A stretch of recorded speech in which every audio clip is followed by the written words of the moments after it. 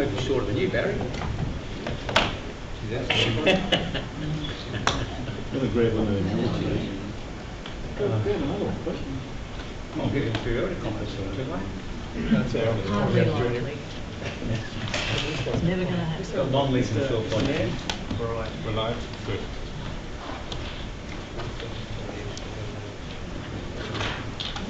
Good to go whenever you are. Yes. Thank you, ladies and gentlemen.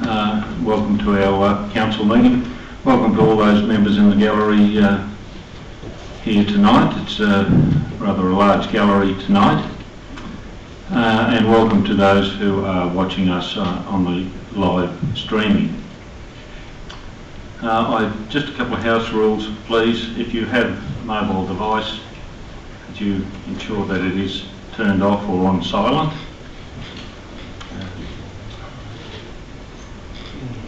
Thank you.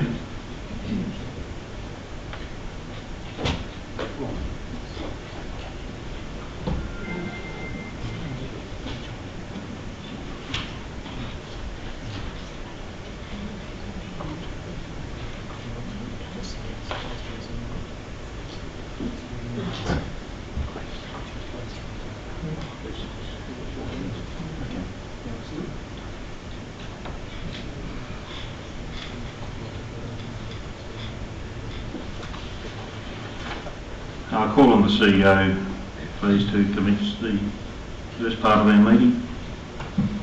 Thank you, Mr. Mayor. All council meetings are filmed with both video and audio being recorded. Video is focused on a specific area of the room, from Councillor Pearce down to Mr. Bird. However, audio from the entire room is captured. By speaking during question time or at any time, you consent to your voice and any comments you make being recorded. In common with all narrative at council meetings, verbal responses to congratulations, obituaries and question time will not be recorded in the written minutes. The reason behind recording council meetings is, of course, to hold us more accountable and to improve transparency of council's decision making to our communities. The full council meeting is now being streamed live on council's YouTube channel, which is Alpine Shire Council on YouTube, and will also be available on the same channel shortly after this meeting concludes. Thank you. Thank you. Could I call on the CEO to do the acknowledgement of traditional custodians and recognition of all people?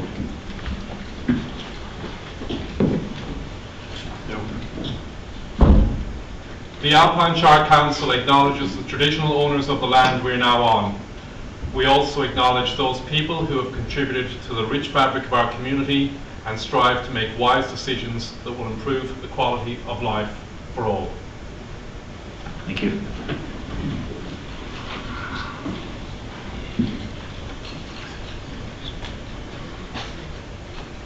Item 3, confirmation of minutes. 3.1, ordinary council meeting 4th of October. Moved and seconded. Councillor Keeble.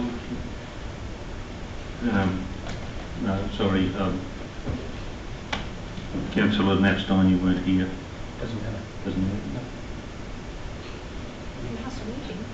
No, the 4th of October. Oh, sorry. If it's an issue, I'll open. Thank you, Councillor Oaken. All those in favour? Aye. And 3.2, ordinary council meeting 8th of November.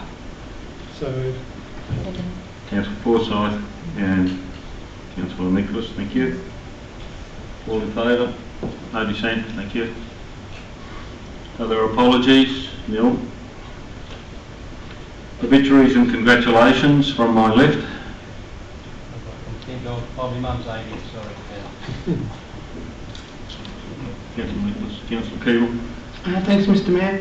I'd like to congratulate the trial officers at the moment for the amount of work that they've put into some recent events over the last few months. There's been some large events, and I know they've put a lot of time in behind the scenes to do that. That's the only congratulations I had. Oh, no, I had one other one, sorry. I knew I had another one. And congratulate to the Mount Judy Aerodrome Committee for their fantastic moth event that they held weekend before last. It was fantastic. Thank you. I'll keep going with myself. Just one I want to mention in relation to a staff member.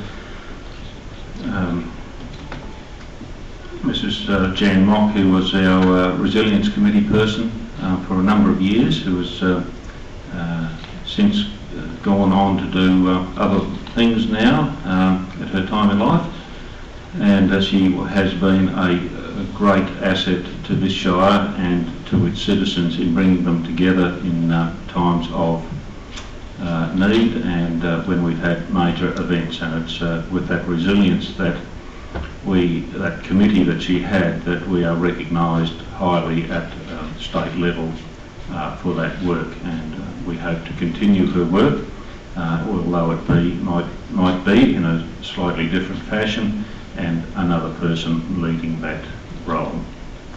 So, Councillor Bradley? Nothing. Councillor Forsyth? Yes, two congratulations. First one to the Relay for Life committees that have put together an absolutely fabulous Relay for Life and raised over $40,000 this year. And the second one is to the Myrtleford Show Society, who after a lot of prevarication decided to actually go ahead with it, and they ended up with quite a successful show day. Thank you. No, nothing, Kitty, thank you. Item 6, declarations by councillors of conflict of interest.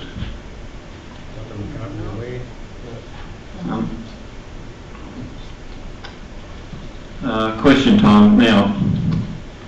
Would appear that tonight there could be a number of questions from the floor, and in particular in relation to an item that is later on in the agenda, and that is to do with the Mafeking Square project. Council, although these are not questions on notice, we are cognizant of the fact that there is a democratic process to be followed. What I would ask of those people, who I would probably assume would probably be the majority of the gallery that we have here tonight, to perhaps have a spokesperson, if that is okay with you. I just would like to keep this orderly. It's not that we're trying to duck any questions, and have it in some form of manner, some organised manner. And in so doing, I might ask Mr. Bird if he could bring in our whiteboard. What I intend to do is take a subject that relates to that project, basically what that question is and who asked that question.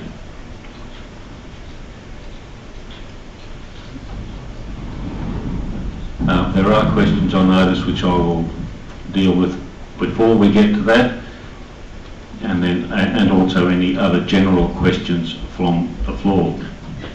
I'll also flag now with you that at future council meetings that there will be an allowance of 2 questions on notice per person.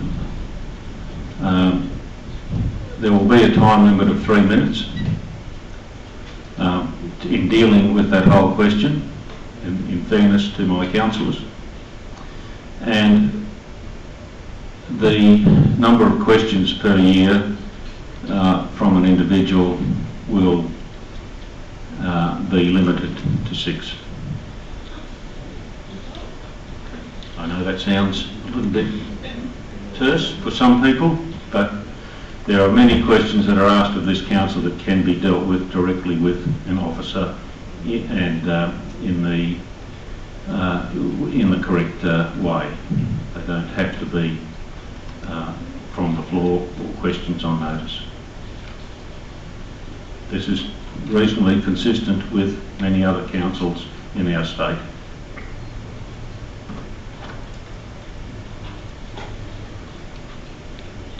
I'll take questions on notice first. I have 2 here. One person is not here. It's from Miss Kate Farrell.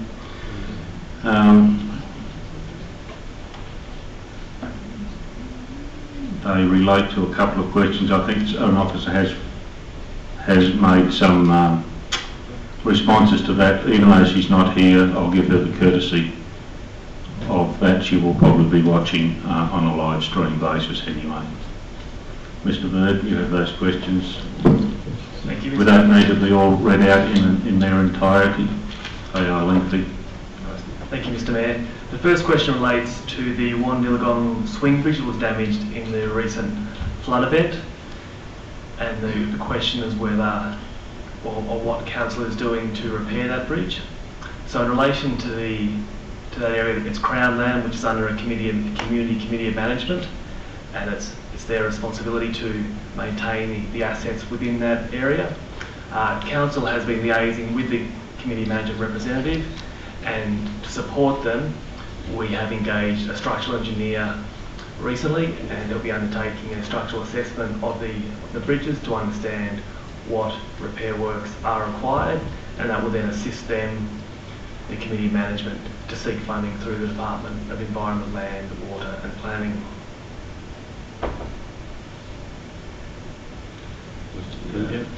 Mr. Mayor, I can answer question two. Question two broadly relates to queries about the charges around waste. The main concern was that waste charges at transfer stations are exorbitantly high. Indeed, our fees, for example, at the Porepunkah transfer station, for every dollar we take there, and 91 cents of that goes to actually taking that dollar from the ratepayer, and only about 9 cents of it to actually disposing of the waste. So the other $400 a tonne that it costs us to dispose of general waste from Porepunkah gets paid for by the ratepayers at large. So certainly we don't offer, all our transfer stations run at a significant loss, and they are subsidised by the waste levy and rates and rates more broadly. So if we were to do a true cost recovery model at our transfer stations, the cost would go up. The second component was that it would be quite inexpensive to introduce an annual curbside collection, curbside hard waste collection. So we've inquired with some neighbouring councils, and their figures correlate with ours, that cost would be in the order of $50,000 to $60,000 for a 1 weekend per annum collection, which would equate to about a 0.5% rate increase. And then the third thing is there was just some mention of a oil dump spot which cost us $80,000 to clean up, and that is incorrect. We did not bear that cost. It was covered by the EPA some years ago. Question three. Thank you, Mr. Mayor. The third question relates to inquiring whether council has considered asking the Green Army to assist in the repair work around the Cherry Walk track in Bright. And in response to that, we've had over $1 million damage from that recent flood event. We've received funding of approximately $900,000 from the National Disaster Fund to repair essential infrastructure, which is primarily roads, bridges, drains, etc. Unfortunately, that funding hasn't extended to tracks and trails. However, so council's been working through their priority roads and drains to repair, and the tracks and trails will be commencing on shortly, but we thank the community for their patience during this time. The damage, as most of you know, is quite significant in some areas, and in some instances will take significant work to repair and require approvals such as cultural heritage management plans and flora and fauna assessments as well, which can delay repair works quite significantly. Thank you. The second lot of questions is from Mr. Brian Littlechild. Questions on notice. There are 4 of those questions. I note the amendment to the question from sewage in Healesville to sewage in Harriettville. Labour, Mr. CEO, are you Yep, Mr. Mayor, I can read the first question because it's quite brief. Why has Council established a labour hire company with Tawong Shire when there are companies in the private sector willing to provide this service at a time when the manipulative workplace practices of many similar employee-owned entities are under investigation by the federal government? Council has a subsidiary company. One of the services it provides is workforce. the most prevalent service provided by that company, because we have developed a lot of technology in-house here across applicant tracking, onboarding, rostering, point of sale, time and attendance and payroll. We're able to deploy those services out to other councils, and at the moment that company deploys services, totals about 300 staff, so it's heading towards being twice the size of the council itself in terms of staffing numbers, and deploys a whole hell of a lot of technology services across 30 facilities across the state. And the reason that we do that is absolutely there is private sectors willing to provide this service. We're able to compete with them, win business. They're generally not as active in rural areas as metropolitan areas, so that was one of the reasons behind establishing the company. And of course the company is in full compliance with all federal and state employment law. Thank you. Question 2. Bright Waste Management Site. This question broadly relates to fire concerns around the waste management site, the Porepunkah landfill. We actually recently had the CFA undertake a site inspection and provide advice on measures at this site. We have implemented the recommendations. Key points are that on code red days the site is now closed, and on extreme fire risk days the site will be closed at 12 or earlier on that day. Rehabilitation work on the site over the next 3 years will mean that we will not be upgrading accommodation on the site in the short term, because there is also potential that we would locate that transfer site to be more of a modern site closer to Bright itself. And question 3, the Shire operated caravan park. Yep, so this is an ongoing concern in relation to a caravan park that council operates at Murford. I think we have long acknowledged the legitimate concerns of ratepayers where we are involved in competing with the private sector on an uneven keel. So if I take the example of the Momentum One company that I mentioned previously, we absolutely compete in a very strong commercial environment that stands on its own 2 feet. However, when we jump to something like the caravan park, very clearly the same situation does not exist. So in 2014 we developed a plan to exit from that caravan park, and we plan to exit from that caravan park in the second half of this financial year. There are a number of upgrades in terms of cabin upgrades that we wanted to complete to make sure that the caravan park was best placed to be able to yield a good commercial return for our ratepayers if and when we lease it, not that dissimilar to the other caravan parks that we operate. Thank you. And question 4, was it you? Yeah, Mr. Mayor, again, question 4 relates to sewerage in Hillsville. Harriettville. Yeah, sorry, it's written Hillsville in front of me, hence me being on a bit of autopilot. Sorry, Mr. Mayor. So, long-held ambition of the community and of council to be able to have a wastewater scheme in Harriettville. We've completed 2 pieces of work on that front. This is a North East Water responsibility, so I should say we have lobbied North East Water to complete an initial piece of work which sought to determine if septic tanks were having any impact on groundwater or on stream water quality, because that would have been a good base from which to establish our business case. That research told us that no, the existing septic systems are not having any significant detrimental impact on the water quality. We have also looked at the sewering of the old tailings site in Harriettville. We've completed an assessment of the cost and the capacity to complete that project in conjunction with a subdivision of that site, and that report will be brought to council in the new year.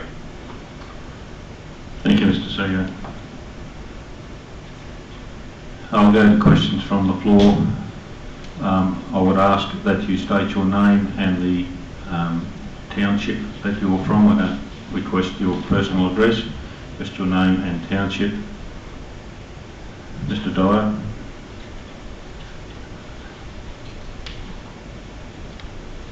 Ray Dyer, Ovens. Last council meeting I was very disappointed. What is the question, Mr. Dyer? The question is, who was responsible for no question time last meeting? Council meeting. There was a meeting that was, there was no question time at that meeting. It was on the agenda, the question time, it was just cut out. Who was responsible for it, the council Mayor. or the CEO? Mr Mayor, there was no council in place, so very difficult to have a question time without councillors. Thank you. I'm Next asking- question, sir. The reason I ask that is, What is your question, Mr Dyer? Mr Mayor, I would like to congratulate the council Thank for you. getting on. Last month I could not because there was no question time. The other question I have is, Dave, who gives you the right as the CEO to cut letters off to the governance officer? I put in 2 letters to the governance officer, Belinda Cosinani, and both times you've cut them off. Apart from Charlie Bird, Heather Green, Rory Hazelton and everybody else. It was about 7 or 8 people about nearly 12 months ago. Who gives you the right to do that as a CEO? I think we may have answered this question before, Mr Dyer, but No, you as haven't. CEO, my primary responsibility is to control the workforce. So most correspondence that enters the organisation I see and distribute. So for example, if someone was to write 20 letters that were identical to a range of different staff members, of course we would not distribute those letters to every staff member, because that would be not a very meritorious use of ratepayers' funds to have 1/3 of this organisation responding to the same letter in parallel. So if you look at the Act, that is one of my primary duties, is to control the workforce. Yours is also looking at the governance side of things, and why do you... Thank you. I stop will the take, governance- the old Mr governance- Dyer, I will not take commentary from you. Do you have any further questions? Otherwise, sit down, please. I'll leave it at that for the time being. Thank you. Are there further questions from the floor at this point? Jason Reid, Township of Bright. Just with regards to some correspondence that was sent to the council earlier. First of all, thank you for the opportunity, Mr Mayor and councillors, for bringing us. We understand this is late notice. Mr Reid, there's a microphone there. I don't know if you can Maybe- get it a bit close. Maybe can we move Podium a bit forward. move the podium? Why don't I sit there? No, just stand at the podium. That'll be good. Thanks.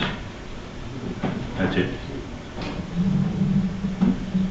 Oh, unless there's, I apologise, unless there's a need for you to sit. Stand. It's getting a bit complicated.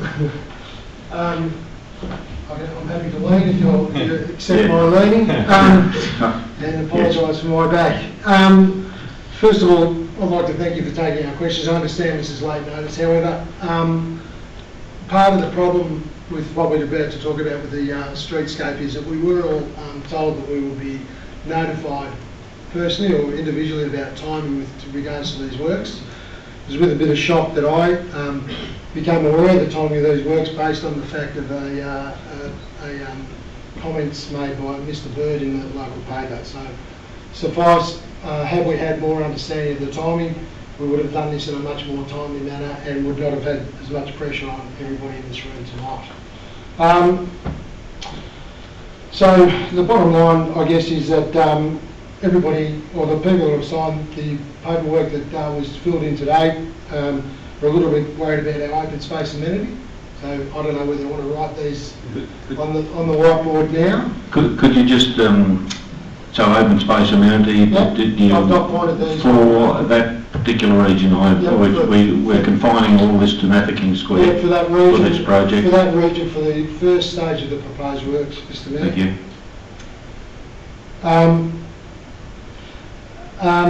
We're worried about the open space amenity because the open space amenity is currently utilised by everybody in our community. And we feel that it's only fair that that's what it should be continued to be utilised for. So there is concern about things like festival events going forward, which set our town apart. So we'd like more consultation around that. We did have lots of consultation earlier, and we were assured that that would still be the case. But in looking at the recent plans, that is in fact not the case. We're also worried about the business interruption and timing in carrying out of the works. We feel that maybe it could be done a little bit more subtly, and also in consultation with businesses around particular areas. I'm not sure that we need to have a big bang crash process that we need to go through. It could be carried out over a longer period of time. So, and I've had that discussion with a lot of business owners today, and they're fairly sure that they agree on that. The other concern is that as a festival event organiser, I think we've got a fairly successful festival that we've grown over a 4-year period. With the proposed changes, that will make it really, really difficult for festivals to occur full stop. So that's another major concern. I understand there's a need for festivals to get to the football ground, but festivals on the football ground don't support our traders, and that's a real concern for a lot of our traders. I'd also like to, if you don't mind, to pass a photo around to all the councillors, because I feel that this is a hangover of a 15-year argument. And when you see this photo, you'll understand why this argument started 15 years ago. Because our main street 15 years ago certainly didn't look anything like it looks like now. So if you wouldn't mind passing that around. This argument has been around for a long, long time, and I actually feel that our main street looks better than it's ever looked in the history of my time in this area. So I just don't feel that, you know, if it's not break, why try and fix something that isn't break? So from my perspective, it's a really, really big decision which could have really, really bad effects on our town going forward, and we're not going to know, unfortunately, until we do it. So that's another really big concern. I mentioned the subtlety about the process, and I think that's really something that we would respect and ask council to respect our concerns on that. You know, I know in this industry, in the industry of civil construction, there's always issues. We saw one last night at 10:30 in our main street, and we're about to see another one in about 2 hours, I think, because I went past just before here, and right out in front of the Oriental, it's bubbling out of the ground. So we know that there's going to be disturbance, but we need to try and minimise that for the benefit of the traders, and I think that's really important. Even if it means that we don't get as much done, but works are carried out during the night. And the reason I say that is because I did that firsthand when the underground power went into Island Street. All of that commenced and work happened overnight, and it was successful, and we didn't disturb the traders too much at all. I respect the RSL's feelings on the area around the clock tower immensely. In fact, with relatives who have fought in the war, I understand their feelings completely. I do, however, understand that I perceive the clock tower as being the memorial component within the open space, not the bollard area, because everybody enjoys that space, and RSL get to enjoy it on the days they choose to, and obviously have should always have first right of refusal in the whole town centre whenever they need it for purpose-built functions they want to attend. But I understand that they probably feel bad in regards to festivals and events that happen, that they see people standing on their memorial and they're not paying respect to the things. I think that's more of a management issue, which should be a line item that should be addressed by council on how to best approach that situation in respect to the RSL. The other concern from a lot of the traders was the removal of the trees in the medium in the wide section in front of the church. There's some significant trees there, one being a Japanese maple which is over 60 years old to the best of my knowledge, and it is a simply magnificent tree. But also remind council that as opposed to the Christmas tree we currently have in our square, which is ironic that we have a man-made Christmas tree in a town surrounded by pine trees, that we do have a tree that was planted for the purpose in the medium with a power point underneath it to power the lights in that medium. So that sort of makes me beg a belief, and it's also, when I was informing some of the traders today that was the case, they were a bit miffed about that as well, I have to say. We understand, and in speaking with one of the traders, he was pro the works, and our question was all about whether you were or you weren't. There was no pressure. A lot of questions were asked of me that I couldn't answer, but it also gave them the opportunity to say yes or no. Some asked for more information, and some just chose not to answer. In discussion with one of the traders, he said, realistically, I just don't want to be looking at that, which is ironically the clock tower. Now, I don't disagree that the clock tower area needs softening and work, but I think that, again, through more consultation of the process, we could look at that, so that should be another line item. The other thing I'd like to ask, if I can, as a question, is does council require a planning permit for these works? Just through Mr. Mayor, no, we don't. Can I ask why? I'll look at the manager of planning and amenity. Is that correct? Yeah. I can do that. There were certain things under certain clauses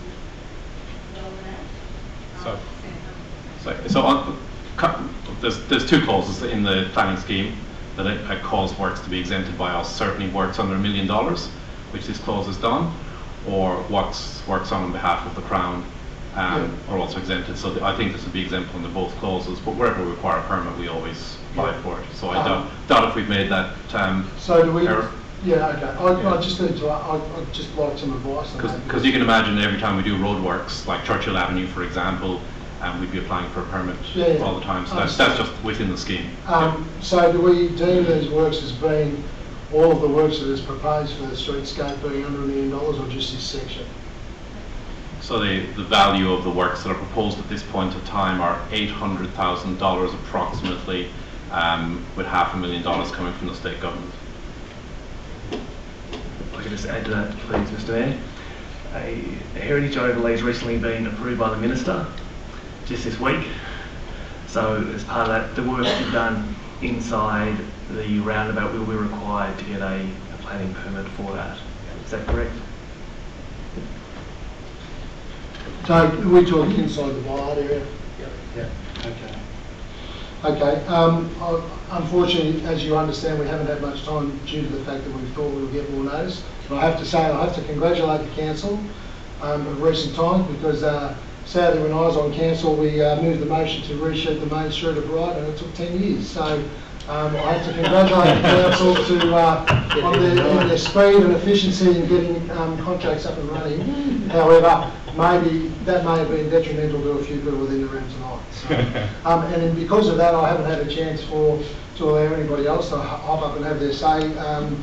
But I just sort of try and praise you the concerns that were sort of forwarded to me today. Thank you, Mr. Reid. I ask if there is something that Mr. Reid has left out, if anyone, whilst they've been sitting there having a think, is there a question that we could put up there, sir?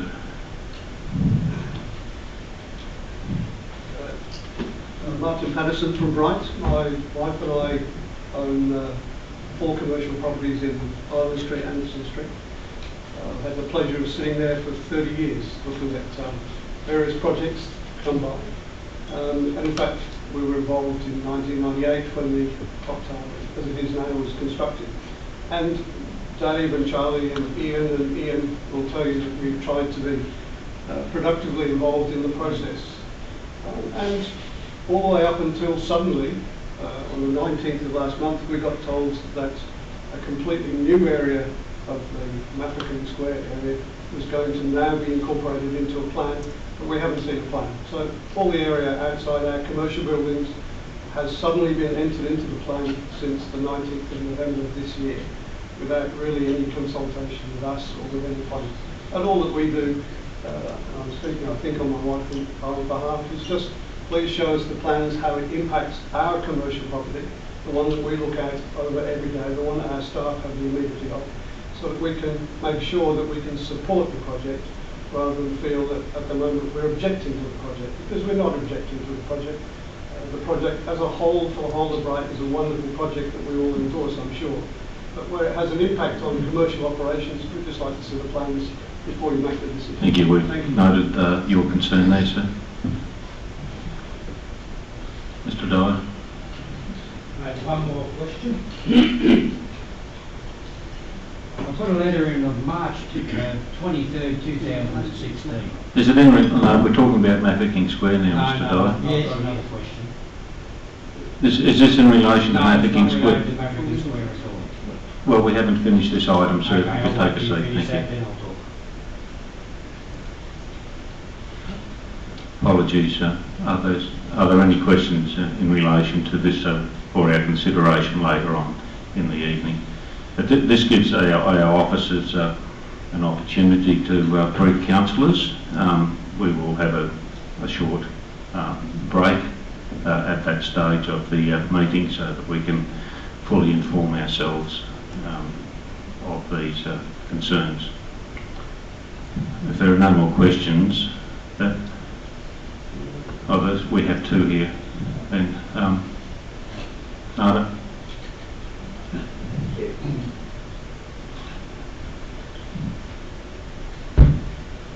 I'll bring it over here.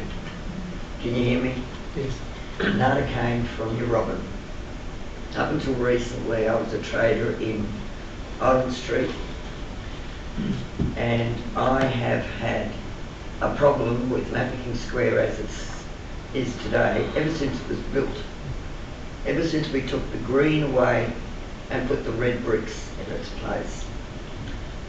When I first came to Bright, this area was utilised by the people who live here, the people who visited here. It was pretty, even though it was plain. Children played on the green. We had market stalls on the green.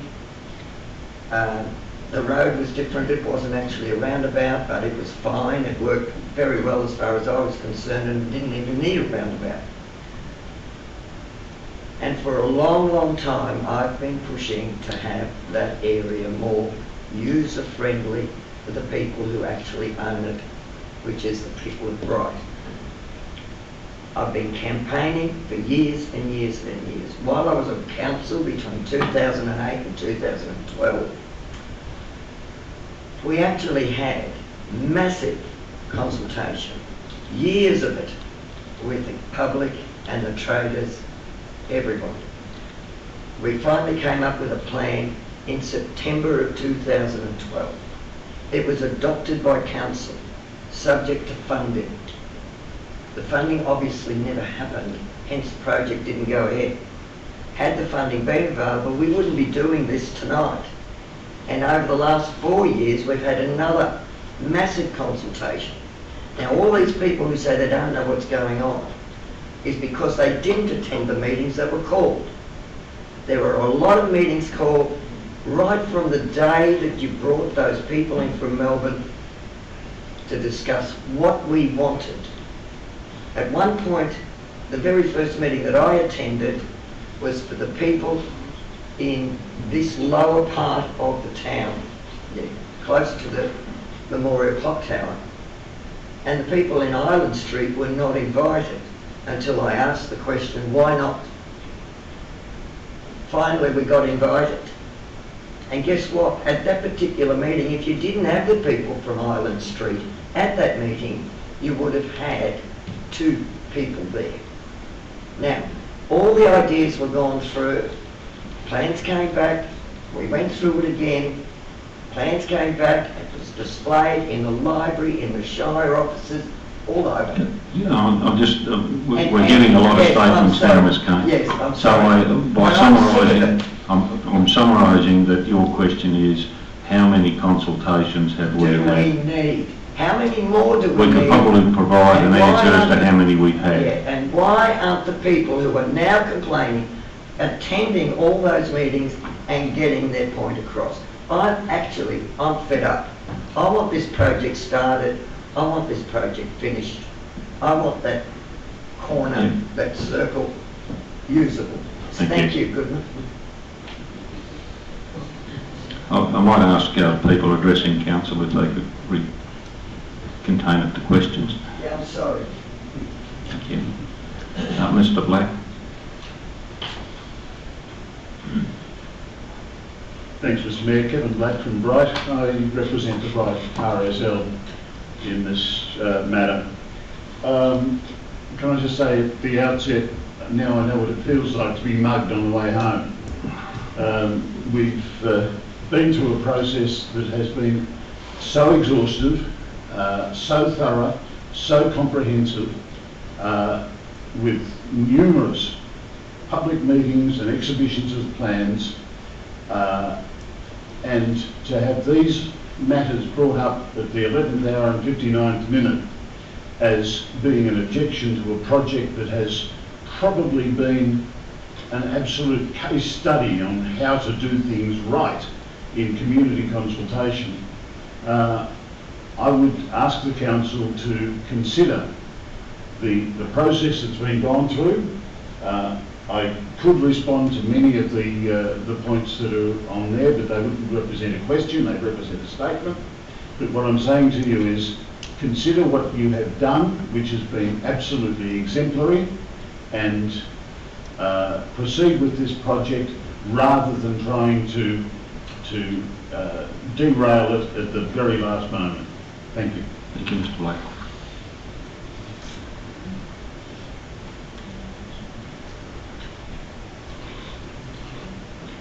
Are there further questions? We'll go. Are there any further questions with Matt King at this point? I take So, Mr. Mayor, are we talking questions or statements? questions. I understand that there was a couple of statements made, and I accept that they were made. My apologies. So, open general questions. So then, yes.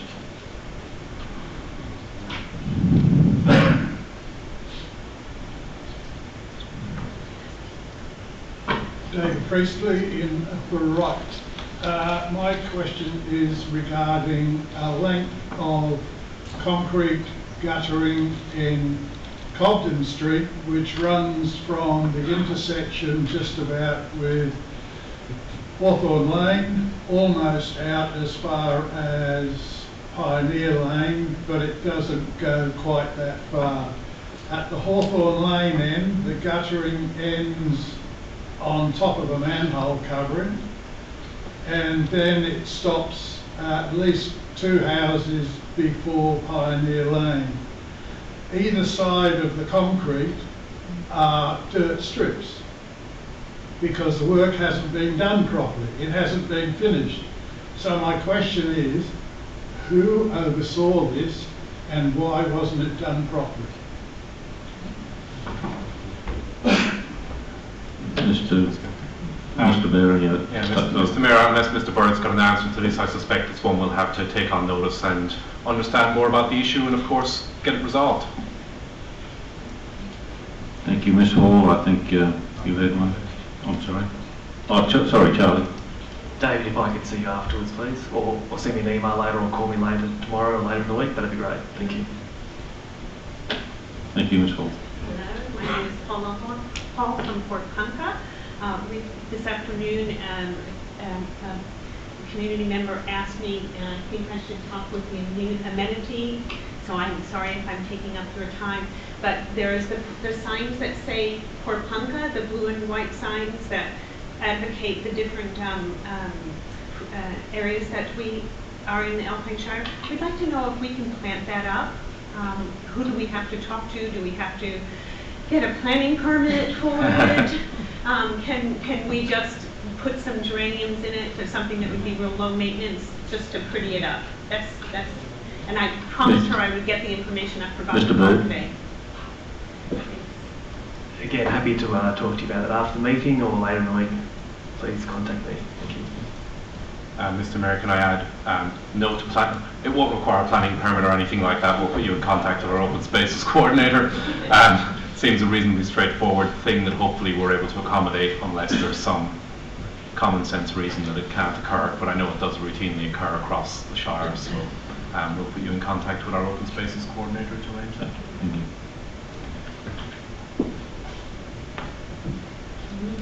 Mr. Littlechild, yes, you've had 4 questions. No?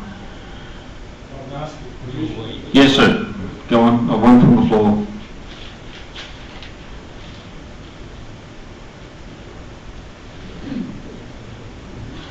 This is my 5th question for the evening. Why were 2 of my 4 concise questions on notice not read out in full?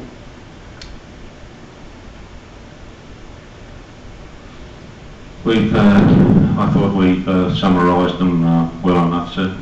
I don't think so. I think you redacted them to suit yourself. That's my opinion. That's your comment, sir. Thank you.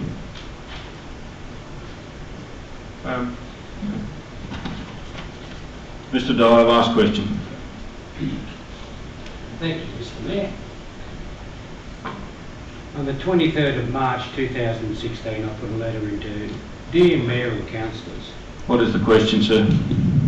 Well, I'd like to know why I put this letter in March and I've had no response from any councillors. I think we've gone through this one before, What's the reason? and I'm not going to do it again. Thank you. Oh, thank you very much.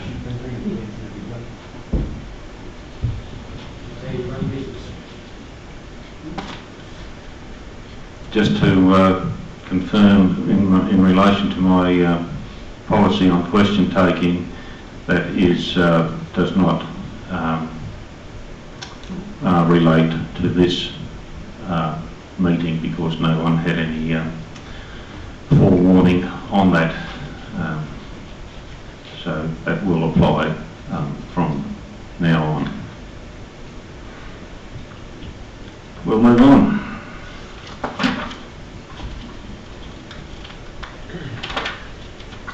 Presentation of reports by officers. Chief Executive Officer, Mr Barry, 8.1.1. Contract approved. Yep. Bear with me a second, Mr. Mayor. Just want to get it right.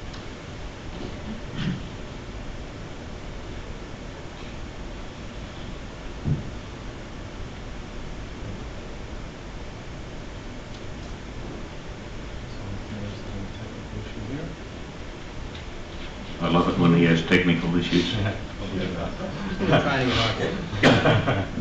Okay. Good to go. Mr Mayor, where I award a contract of under $150,000 including GST, we report this to Council. Not every Council does this, but we do it to improve transparency. I've approved one contract under delegation, which is 2016-17 curb renewal programme to be awarded to McPherson's Earth Moving for a sum of $55,000. So moved. Seconded. Thank you. Question? In the recommendation there, it's got capital A/CEO. Is the A acting? So approved by the acting or No, approved by the sorry. CEO because it's in the recommendation? Yeah, Mr Mayor, they would have been approved by the acting CEO Thanks. at the time. Sorry, who was the mover there? Mr Roper? And Mr Forsyth, thank you. All those in favour? Carried. 8.1.2, Alpine Shire Council 2016 schedule of ordinary council meetings. Yes, Mr Mayor, we approve, or Council approves the meeting schedule for the coming year at this meeting every year. And it is before you, which is a meeting on the first Tuesday of every month, except in January when there is no meeting, and in November when it is moved to the second Tuesday of the month. So moved. Seconded. Thank you, Councillor Pearce, Councillor Roper. All those in favour? Carried. Just want to put on notice to the members of the public that not all meetings will be held in the Bright Chamber throughout this period of time. We will move them around. Predominantly they will be here because of the technical infrastructure that's required, but we have resolved as council to move our meetings within the major townships throughout the year.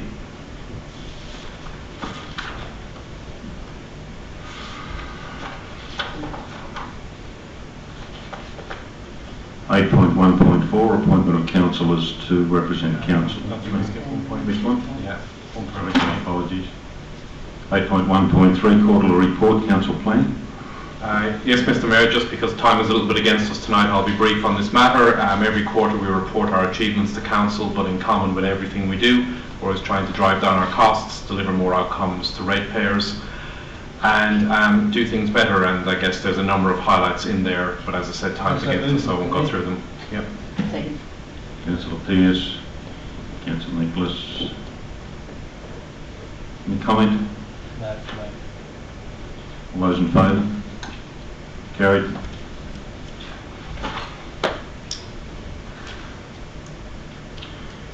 Eight point 1.4, appointment of councillors to represent council on committees and boards.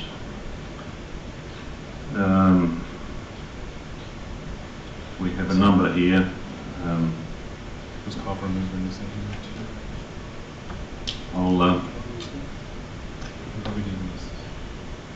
I'll read out the list if, so that our councillors can have a look at this before we move in second, please, Mr. Bird.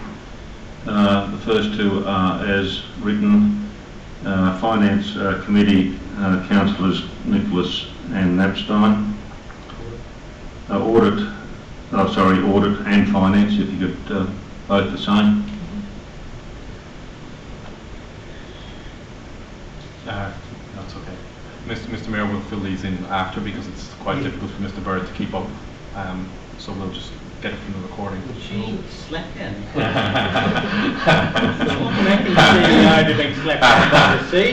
Well, wasn't confining it just to this particular matter. Concerning your situation. If councillors could take note then of what I will read out, and if you're unsure as to who is wanting to be delegated to what, please let me know, we can amend that. So, Audit Committee, councillors Nicholas and Knapstein. Finance Committee, councillors Nicholas and Knapstein. Alpine Shire Municipal Emergency Management Planning Committee, in conjunction with Community Resilience Committee, councillor Knapstein. Alpine Children's Services Inc., councillor Keeble. Alpine Alliance between Council and Alpine Health, councillor Knapstein. Timber Towns, councillor Pearce.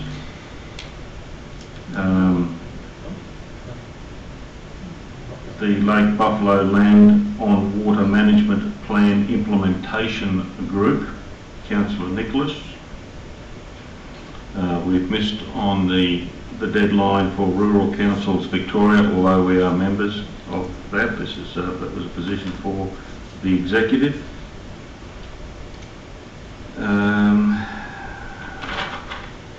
The Municipal Association of Victoria Board Member Executive is myself until April 2017.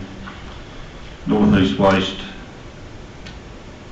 Resource and Recovery Group, that should also be forum member, is myself. I'm on the executive for that. Mount Buffalo Destination Advisory Group is myself, appointed by the Minister for the Environment, Climate Change and Water, and the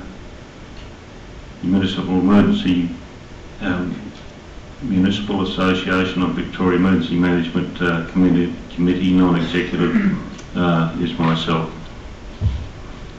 So moved, Mr. Mayor. Second. Councillor Keeble, seconded. Councillor Rope. Any comment? Congratulations to those councillors who got a job. Yes, I think Congratulations to that councillor that didn't. Two. Who was the other one? I learned a colleague. Oh, three. I'm sure that should there be a vacancy, that those councillors who are not assigned at this point will be the first to put their hand up to assist and offer mentoring to those to new councillors who I thank very much for. Although it seems to be a lot, some of those committees only meet quarterly.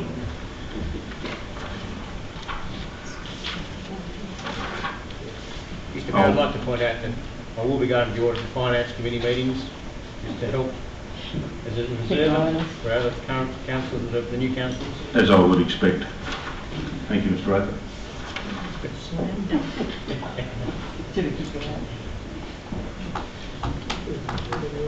The comment was until you were asked to leave.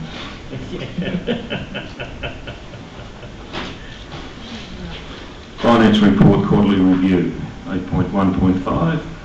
recommendation that Council adopt the financial report quarterly review for the quarter ending 30th September 2016. Mr. Mayor, I'm happy to talk to this. Mr. Mayor, I'm happy to talk to this report if Council so wishes, but in summary, one thing we know is this Council always has a very positive financial position based on our long-term focus on workforce reform, and of course in recent months our staff have also voted for a 3-year wage freeze as well, which is unusual in our sector, but in return we're able to guarantee absolute job security for a period of 4 years. And clearly we need to be in this position with rate capping looking to get tighter and tighter on us over the next period of time, which will no doubt run to, we'd imagine probably 10, 20 or 30 years of rate capping ahead of us. So we need to be in this solid position to be able to deliver the volume of projects that we want to deliver for our community. So moved, Mr. Mayor. Councillor Roper, Councillor Nicholas. Councillor Roper, you want to say anything? Mr. CEO, do you have can you give us exactly, or within 10% of what we are currently sitting in the bank at the moment? Mr. Mayor, it depends on restricted or unrestricted, but normally in the order of 9 million, if not more, and I'm consistently growing. So the biggest challenge that we always have is being able to pump out enough projects into our community. We've historically delivered 60% of our capital works programs on less than 60% on time. Last year we delivered over 99%. So Mr. Reid's comment earlier on that he didn't expect that we'd get going on Math Games Squares so quickly is an example of that. We said we would, but I can understand how people believe based on past track record that we don't. So it's normally, Mr. Mayor, in the order of about 10 million of funds. So, Mr. CEO, Dave, can you give us an idea of what Towong, Indigo and are sitting in the bank? That may be an unfair question. Yeah, the last time I did this comparison, as you know, Mr. Mayor, Councillor Roper is highlighting my penchant for looking at these sorts of things at night time. But yes, we have substantively more, net current assets or cash reserves than Wang when we last compared it, and other similar councils. I'll give you the best comparative would be most councils of our size have a wage budget in the order of 12.5 million. Ours is in the order of 8.5 million. So, 50% higher typically we would find that their costs are. And when we look at the results of the local government performance reporting framework, we'll publicise them to council soon, but across the vast majority of indicators, I think 31 out of 35 were well above average, and the vast majority were in the top 3 or 4 in the state for our size. So just trying to give you some flavour of it, Mr. Roper, but happy to provide more detailed figures at some point. Yes, I think we can organise a private meeting for that.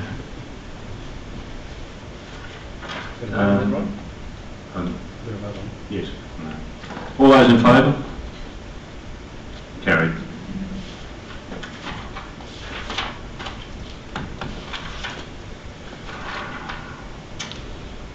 Eight point 1.6, a planning permit for Halls Road, Myrtleford.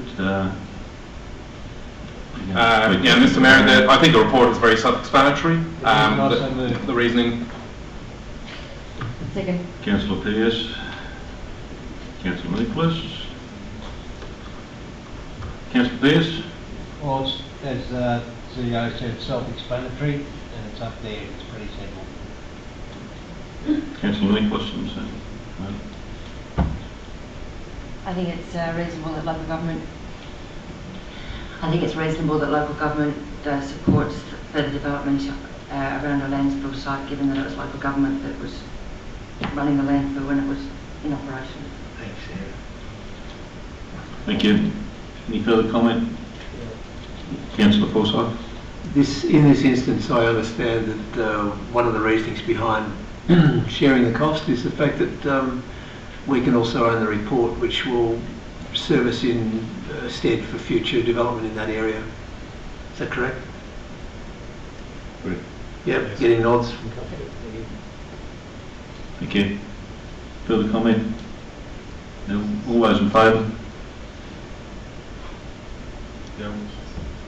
Carried. Yep. Good. Carried.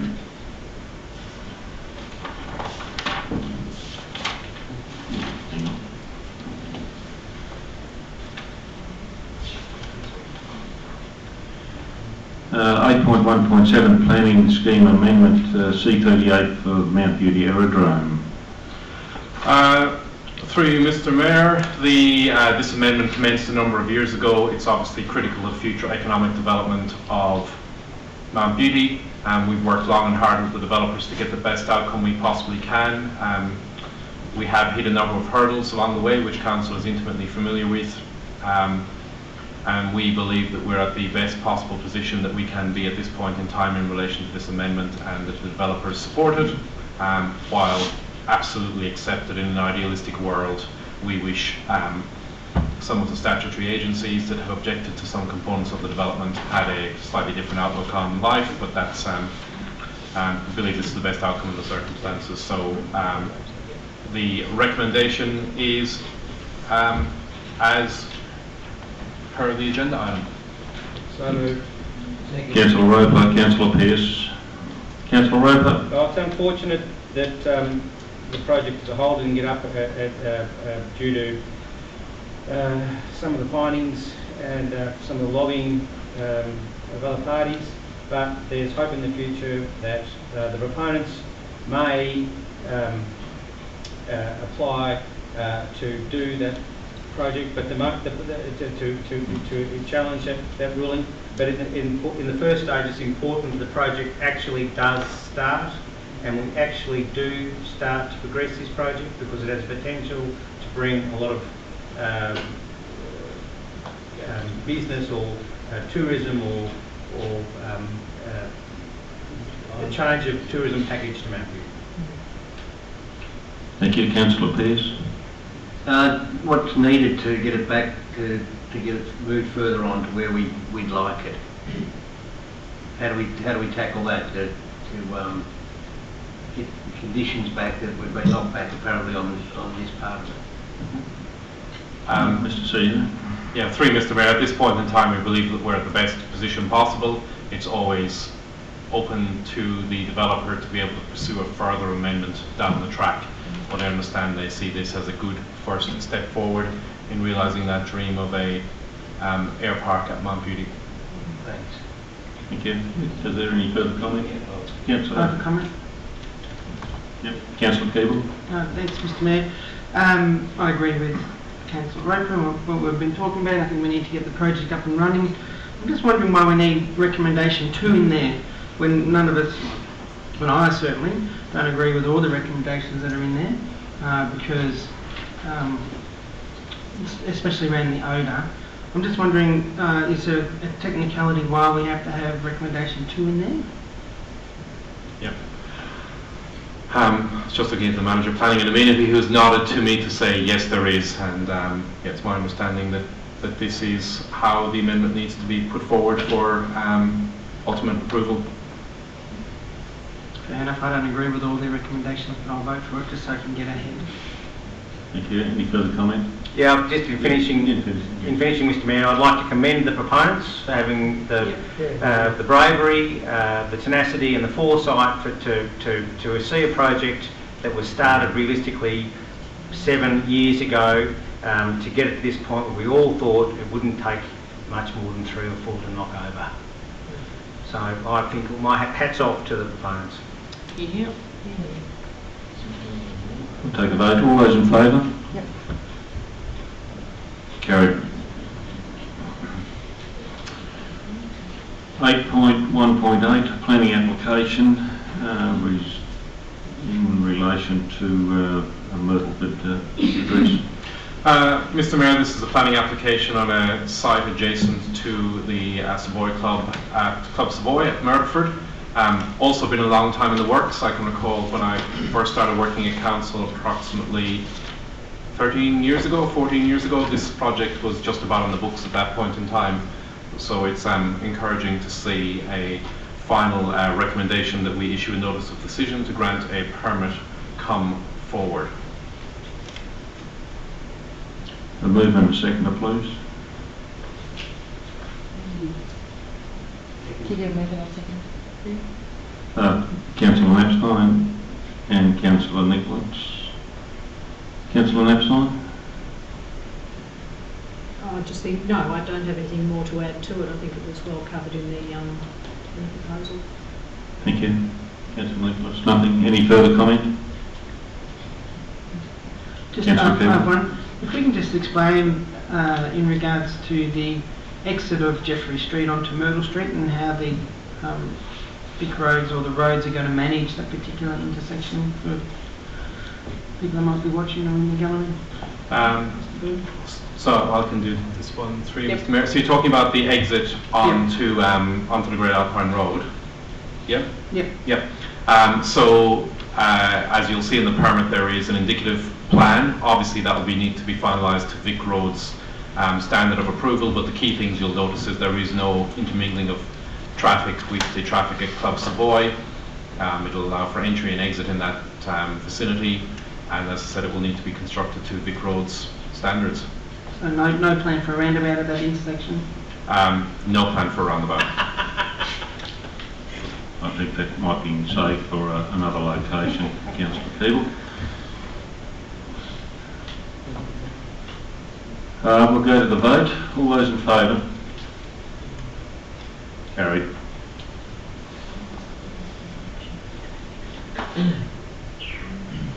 Um, 8.2.1. The petition reducing the speed limit on Station Street for Punker. Mr. Bird. Thank you, Mr. Mayor. This report, the purpose of this report is to inform Council and provide a response to the proponent for the request to reduce the speed limit on Station Street, Port Punker, from 60 kilometres to 50 kilometres. I'd like to point out an error in the report which I'm responsible for. On screen you'll see it's reduced from 50 to 60. It should read 60 to 50, so I apologise for that error. So Council received a petition to reduce the speed limit from 60 to 50 in Station Street, Port Punker, at the last Council meeting, and as we are required to provide a report in the subsequent Council meeting. I'll provide some further background on it. The petition was signed by 75 residents, largely by those on Station Street in Port Punker.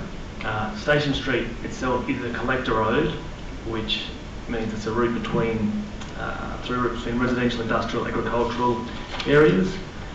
And it's also important to note that the proponent has been in discussion with the Council Office for some time, and during this time we've explained the approach to determine speed limits. We've informed the police about the concerns raised by the proponent and advised that community support would be required to change the speed limit, and provided a petition template. And the proponent has responded accordingly and put together a petition, so I'd like to thank the proponent for doing so. So as outlined, the current speed limit is 60 kilometres an hour, and this is in line with the Vic Roads speed zone guidelines, and Vic Roads has recently undertaken an assessment and deemed that to be an appropriate speed limit. So in terms of the main things to take into consideration, by reducing it from 50 k's an hour to 60 k's an hour to 50 k's an hour, would increase travel time by 24 seconds. And community support is a key factor to determine when an appropriate speed limit should be or can be changed. And given the number of, or the broader community that uses that route, it would be prudent for Council to seek broader feedback from the community on the proposed reduction in speed limit. So accordingly, we're proposing to seek feedback through on-site signage, Facebook, newspaper and information sessions, and also Vic Police and Vic Roads, who would be required to approve any speed limit reduction or speed limit change. So it's recommended that Council note the petition and note the proposed approach to engage with the community to seek broader feedback, and advise the main proponent of the petition that a recommendation we put to Council at the April 2017 Council meeting. Sorry, moved by Councillor Nicholas. Hang on, I'm sorry, someone got in front of you. Councillor Keeble. I'll just ask councillors if when you do speak, could you just make sure you turn your devices on. Thank you. Councillor Nicholas. I'd like to point out the further engagement of community members who need to use the road as a very commendable action and an important part of change. Councillor Keeble? No, I'm just looking forward to seeing the results when we get there. So thanks, Mr. Bird, and thanks to Colin and the community for putting up the petition. Any further questions? If I may, I might ask one, Mr. Bird, is why April 2017? Sorry. That's a fair question. So April 2017 seemed like some time away, but when you take into account December and January being a lot of lost time and the holidays will occur, then a report would need to be prepared by mid-February to make the March council meeting. So we believe by extending that to the April council meeting will allow us to undertake adequate community consultation, which will extend that to March 2017. So you're saying, of course, of the Christmas holidays, etc., over that period of time? Yeah, we want to ensure that we take adequate consultation. Yep. Okay, fair enough. Thank you. I'll take it. Oh, sorry. Any further comment? I was only going to add that the added benefit of that is that it will force traffic that's just travelling to Bright to not divert through Port Pucker itself. When you slow that down, it doesn't make it worthwhile going through there. And I think that was the complaint of a lot of the petitioners. Okay, thank you. Any further comment? We'll take it to the vote. All those in favour? Carried.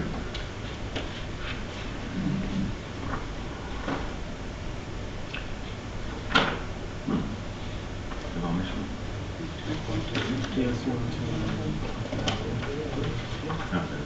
8.2.2 Port Pucker Landfill Rehabilitation Stage 1 Construction. Mr. Bird.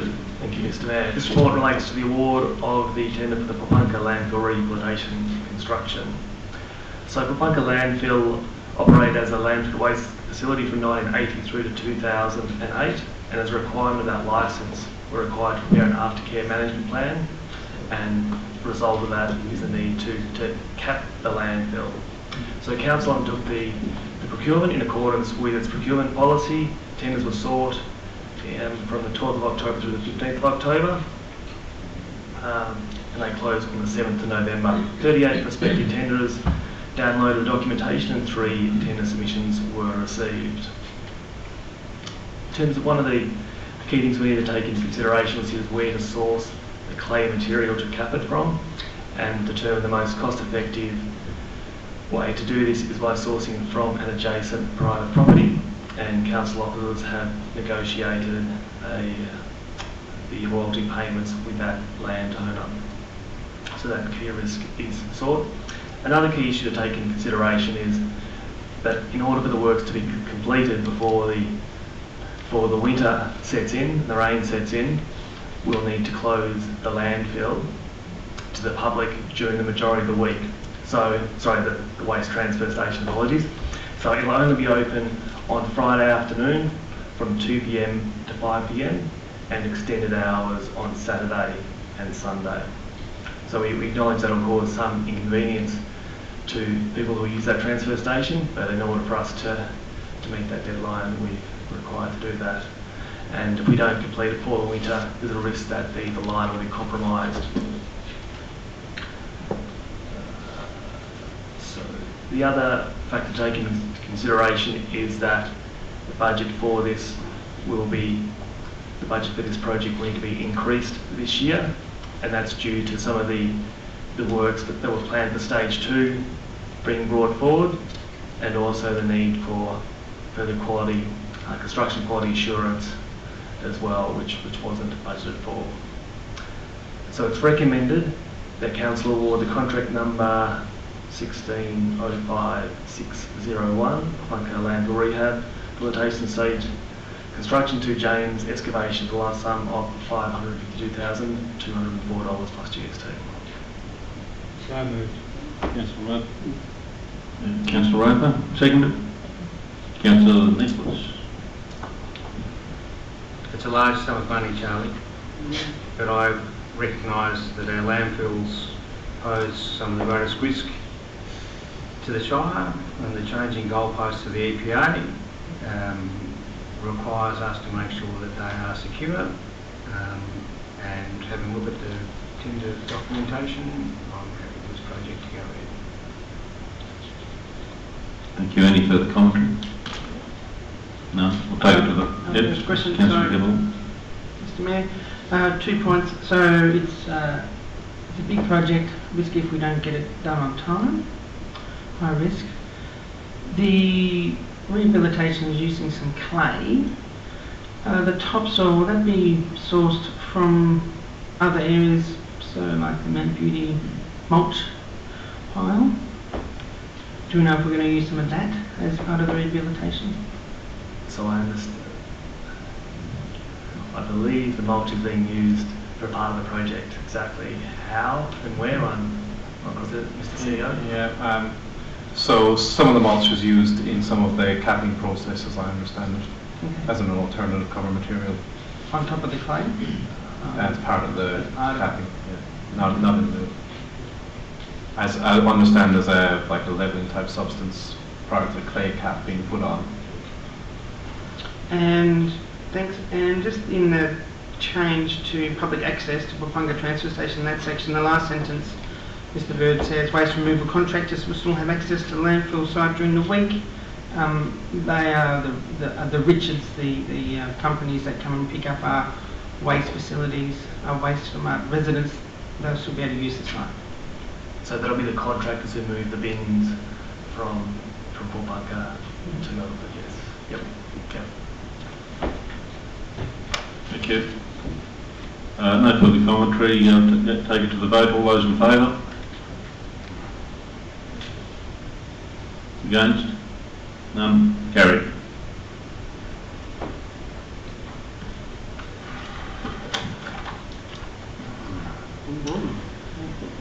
Contract for road resealing. 8.2.4.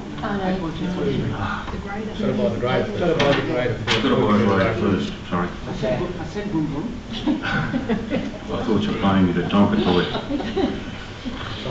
Supply and delivery of one new motor grader and trade-in, item 8.2.3. Thank you, Mr. Mayor. So yes, this report relates to the award of a contract for supply and delivery of a one motor grader and trade-in. So council owns and operates 2 graders to maintain a Sunfield road and drainage network, and one of these graders has come to the end of its useful life. So tenders were sought through the MAV vendor panel, and 3 suppliers submitted offers. After a number of our officers, including the experienced grader operators, undertook a comprehensive assessment and hands-on use of the graders. We and undertook the comprehensive tender evaluation. We found that the offer from Williams Adams Proprietary Limited best met the selection criteria and was also within the net changeover, which allowed $338,000.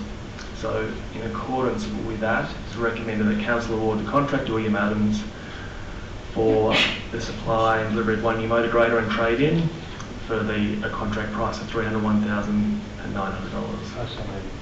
Councillor Pearce, Councillor Keeble, thank you.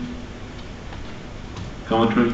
Yeah, I'd just like to thank Rory and Dale for the great presentation they gave to us on the good things about the CAT, the grader, you know, just looking after employees, you know, sort of back ailments and all those sorts of things, and they convinced me that it was a pretty good deal. Thank you. Councillor Pitt? It's a big expensive toy, which is needed. What's its life expectancy here at the Shire? So the existing one was 16 years. I suspect this one will go a similar distance. Thank you. Thank you. Take it to the vote. All those in favour? Carried. Thank you. Now, 8.2.4, now that we've got the grader, we'll do some road resealing.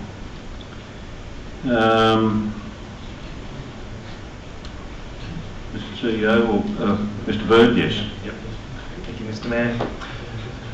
So this report relates to the award of council's road resealing contract.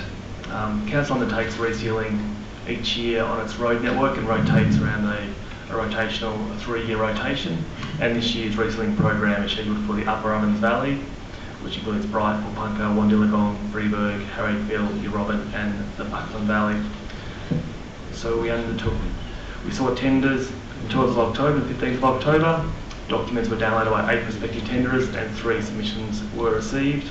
After undertaking comprehensive analysis, the evaluation panel assessed that the tender from Roads Corporation trading as Sprayline met the selection criteria. Accordingly, it's recommended that Council award the contract for road resealing spray seal to the Roads Corporation trading as Sprayline for a lump sum of $640,000, $488.68. Move that.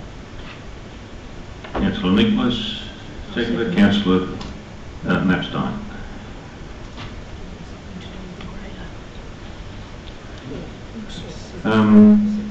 Any commentary, Councillor Nicholas? Only to echo Darryl's sentiments before, that there was obviously some a lot of time and effort and consideration went into the tendering process, and we got very clear information about the tenders to make a decision on. Thank you. Councillor Knapstein? I agree with Sarah. Thank you. Any further commentary? None. All those in favour? Thank you. Carried.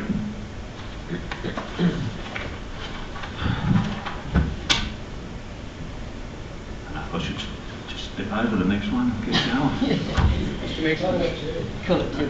Mr Mayor, Yes. could I make a suggestion at this junction?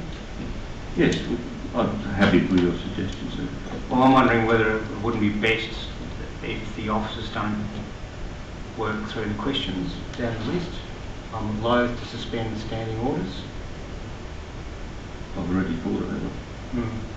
No, my intent is not to suspend standing orders. However, commentary will not be taken from the gallery.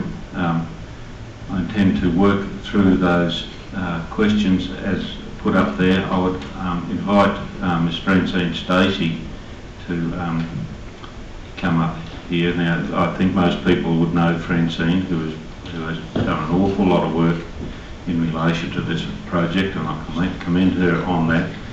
So she is got a head around most of these topics, but I would also invite the CEO to make an opening comment. Thank you, Mr Mayor. I was actually just going to try and put something on the screen here, but it hasn't... Another technical... Yeah. Sorry, just give me 1 second. Mr Bird, can you get the that presentation on the screen? Is that possible, do you think? Francine? We'll just give a minute till that gets up there. Not that, the PowerPoint. I can respond to the first one. Do you want me to Yeah, start? I'll just got to give a bit of an intro first, just to talk about the history behind it. So I guess just for the gallery's benefit and for council's benefit, we're sort of at yet another juncture in relation to Mafeking Square. I don't intend to go through this in any detail, but as Francine scrolls through this presentation, you'll see that going back to 2001 and indeed before, we've had concept plans for Mafeking Square, 2001, 2. Do you want to keep going, Francine? And it's gone on from there, 2009, 11, A, B, C, 12. And what you'll see here in 12 is this the one that was adopted by council that Nada referred to earlier on. And I guess one of the things that I'd like to say is we've been faithful to this structurally to this point. So nothing has changed structurally from this point to where we're at now. In any significant way. The road network is similar, the narrowing of the median strip, the extension outside the front of the church, those sorts of things. So that was what council adopted, I believe, in March 2012. And now we're forward to here, and I think even flicking between those two. Yeah. So that's the documentation that was prepared in 2012. 2012, okay. That was based on the previous contract. Yep. So we come on to now to 2015, where we did an initial town plan. And of course I'd say this, but looking through the documentation here today, I feel we've really been very exhaustive in our consultation. That's not to say that That's not an excuse or a reason, but I do believe we've been very exhaustive in our consultation. Again, we've seen very little change over the last number of years in the plan, if any, and now we're up to having detailed design today. I guess the critical thing that strikes me about this is I worked here back then, and there's a few practical things that run through my mind as CEO. Number one is we've been planning this project now for 15 years. It was a bit of a joke back in 2005 that we hadn't delivered the project. It's certainly quite a joke now. And I think the biggest challenge that I see is that this project is holding up every other stage of Alpine Better Places that we have planned. We've had a project in Porponca that started 2 years ago, and we'll start construction in January. And yet 15 years we're trying to do this in Bright. And I'm not trying to come across the wrong way here. I hope I'm not trying to say woe was us or anything like that. It's not about this. But it's about, we plan to start construction here on the 30th of January. If council doesn't award a tender tonight, and that will be pushed back by a minimum of a year.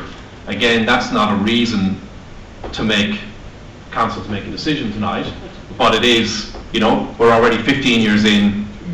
I can see us going another 5 or 10. Also, if council doesn't make a decision tonight, so the cost of this stage of the project is in the order of $800,000, $300,000 from council, $500,000 from the state government. We jeopardise that $500,000. It will cause us reputational damage across other projects, and not least of all that we will lose that money. We can see the pavement infrastructure in Mafeking Square is deforming, so the cost of even repairing that infrastructure is going to be substantive. So all of what I'm talking about are very, you know, practical, business-like reasons why council should make a decision. But I would feel remiss if I didn't put them forward, because I guess the question that goes through my mind is, will we ever have consensus on what is right for Mafeking Square in Bright? And will this just be the project that never proceeds? In terms of a resolution, I guess I think what we're heading to is actually working down through the topics here and seeing if the challenges that have been posed by some members of the community are actually as real as they might be. I know one issue that was raised with me earlier on today was car parking, which hasn't arisen on this list, but of course I understand, Francine, the car parking will increase by about 2 spaces as a result of the first stage. 3 as a result of the first stage, and 1 overall if all stages are ever completed. So at this point in time, if it takes us, say, 18 years to deliver the first stage, probably take us, at the current rate of going, about 75 to 100 years to deliver all stages. And that's unfortunately being very realistic. So I suppose I'm trying to set some context. I'm not trying to sit up here and be, cracking the sads or anything like that, but I do feel that one of the imperatives I set for the workforce was to really exceptionally consult around this project. Every second I'm getting sent emails by Francine or Charlie saying, no, we sent this, and I'm seeing them here, we sent this information to this person at this time. Recognise people are busy and they don't get to read every bit of information. Totally understandable. But I feel that, that overarching need that Bright will be held back if we don't do this project, that we'll lose the funding, it'll do reputational damage that will impact across other towns, and most of all, will be 16, 17 years down the track and still no further progress. So hopefully some of that context is relevant to council, perhaps before we get into some of the real world issues that we might be able to address to allay some of the fears. So I'd finally say the reason that we're under this deadline, people will say, why did you pick this particular period? Well, obviously we want to do the works not in winter. I know Mr. Reid raised that with me last week. I've gone back and reprobed, could we do the works in winter? Francine can respond to that if we want to explore that. Then we pick the best part of the season within which we can do the works, and knowing that that is between the 30th of January and the 25th of April, we have to do those works, and people sit for, that's based on the minimal number of events over that period. And of course everyone, it's like we've got to close the pool in Bright soon to do liner works. No matter when you do these works, we're now left within Bright a window of about 3 months to do any works for our community, or not do them at all. One of the things that we will run through in a minute, actually Francine might have it there, is the staging plan for the works. Have you got that? Do you want to quickly flick through that? Did you want to talk through it? Just a minute. Yep, I can. These are staging plans that our tenderer has submitted. They haven't been made public to this point because we've not been able to make them public. And that's because that's one of the criteria that is used as part of the evaluation. How is the tenderer going to actually stage the works? That's right. And we made it very clear to all our tenderers that no businesses were to be shut for the day weekend. We'd start. Excuse me, Francine. So it is the intention of having the works done by the Labor Day weekend and tied it up so the Bright Better Days Festival can take place. Yeah, there should be no constraints to brighter days being held. And I think that's, when I listen to the questions, when I look at the questions, if I have to distill them, realistically those are the things. When I read the questions and when it says open space community events and festivals, that implies that the community still wants events and festivals to stay there, and that was our impression. And the staging of this, so as it doesn't affect trade, and given that the pavements were deteriorating in places in this area anyway, it's going to have to be replaced at some point in time. That's correct. So I suppose, I think that what the gallery needs is confidence. This is going a long way towards providing that confidence. Yeah, through Mr. Mayor, I think we can absolutely, this gives confidence, but we know when you do $800,000 of work in any CBD anywhere, it has impact. And what we will always do is seek to minimise that and work with our ratepayers as we did, and our business owners as we did in Mount Beauty. The reality is you cannot do these works without having an impact in this level, and the only way to avoid that is not to do the works. But at this point in time, even with a deforming road structure, we're going to have to do works on that.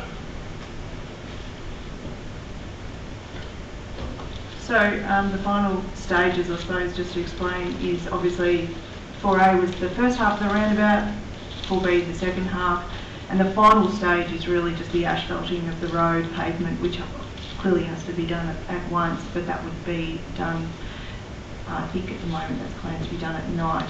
So I just want to be clear too that we did stress to our tenderer that that night works are certainly acceptable, and that they would work with each trader individually to work out what was best for them, what days are best to do the works in front of their shops, what days aren't the best. There might be a period of time that is better than another. But like I said, these plans we were prepared to present to the public next week, hopefully after we award a tender tonight, so that we can talk through with each trader what the proposed staging is and get your feedback, so that we can change our plans if we need to and work with the contractor. Can I also add again, Mr. Mayor, conscious when I say the reason for us doing the works between January and April, I can see some people in the gallery looking at me like I'm the biggest idiot in the whole world. It would be worth going through, I understand that, but it is worth taking the time to go through the chart that Francine has, which shows the timing of every event. And we were originally going to stage these works over 2 years. We were going to do some pre-development work in the first year. We were going to do some drainage works ahead of the rest of the works, but we felt, and I think it was based on feedback too, that the time period of disruption to traders would be unacceptable. So I'm thinking, can you talk through the season in which we could do the works? Like what's our available window? In Bright, it's February and March. Yeah. There's we can't do it in winter, because if we open up the pavements and it rains, then we destroy the pavement sub-base preparation. We have to pull it up and do it again. If we don't, if we do it in spring, we're hit with numerous events throughout Bright, and we base these works not just on events in the town centre, but events in Bright, because we know that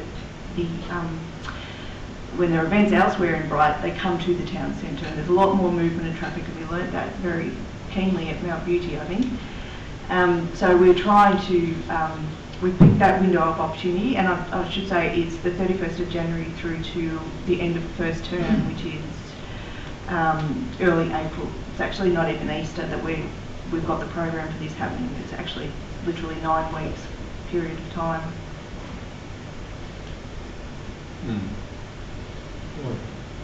Thank you. Pardon me. Councillor Forsyth. Having been a Main Street trader for at least 30 years, I lived through a development in Dean Street in Albury. So, Mr. Reid, I'd just like to pick you up on one of your points, business interruption and timing over a longer period. The problem we had in Dean Street was that the council in Albury decided that they wanted to put in parallel parking. So we went from a net 63 parks down to about 38 parks in that area. So I fought strongly against that at the time. Wasn't on council. And I was vindicated 3 years later when they ripped out the parallel parking and put the angle parking back in again. All right? Now, having said that, they actually disturbed the whole street for a period of about 4 months. They had planks and carpet going down the street so people could still get in. My trade, I think, suffered by about 30 to 40% over that period of time, but it picked up considerably when the whole thing was actually finished. So it can be, I think, in this instance, a short-term pain for a long-term gain. And looking at this now, because I haven't seen the staging stuff until tonight, I think if you look at that, I believe that the council officers here are very cognizant of the fact of not interrupting business. Having gone through and listened to the situation that happened in Mount Beauty a couple of times, I think you'll also find that the contractors are on their best behaviour and will be consulting very heavily with each and every trader that may be impacted. That's my observation of it at the moment. Thank you, Councillor Forsyth. We can continue to work through those questions. I can't read them from here, I'm sorry, but I don't know where they're Circulated at. them to councillors as well, I believe, by email.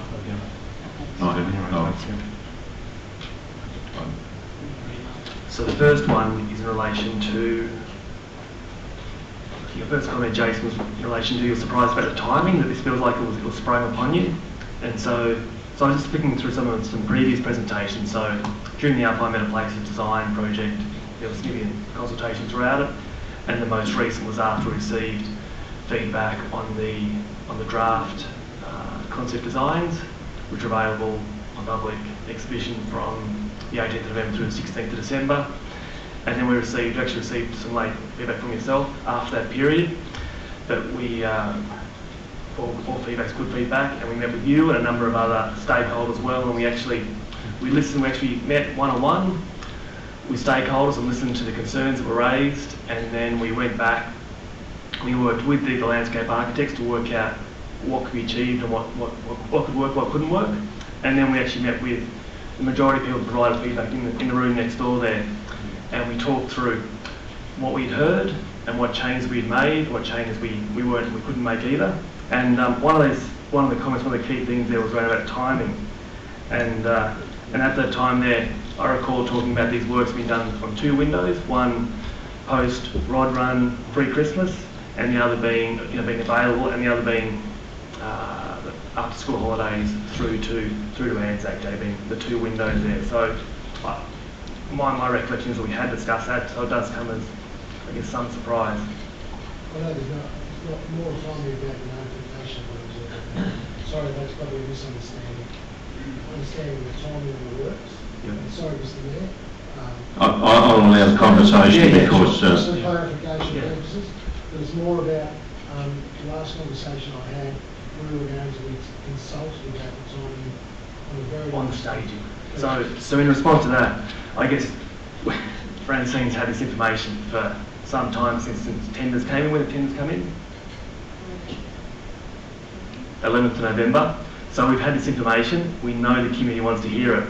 But the problem is, it's commercial in confidence, and as soon as you start communicating a particular traffic management plan, the other tenderers know, they go, oh, that means I haven't got it, that means I've got it, and it's before council has awarded a contract, so that's not a good thing to do.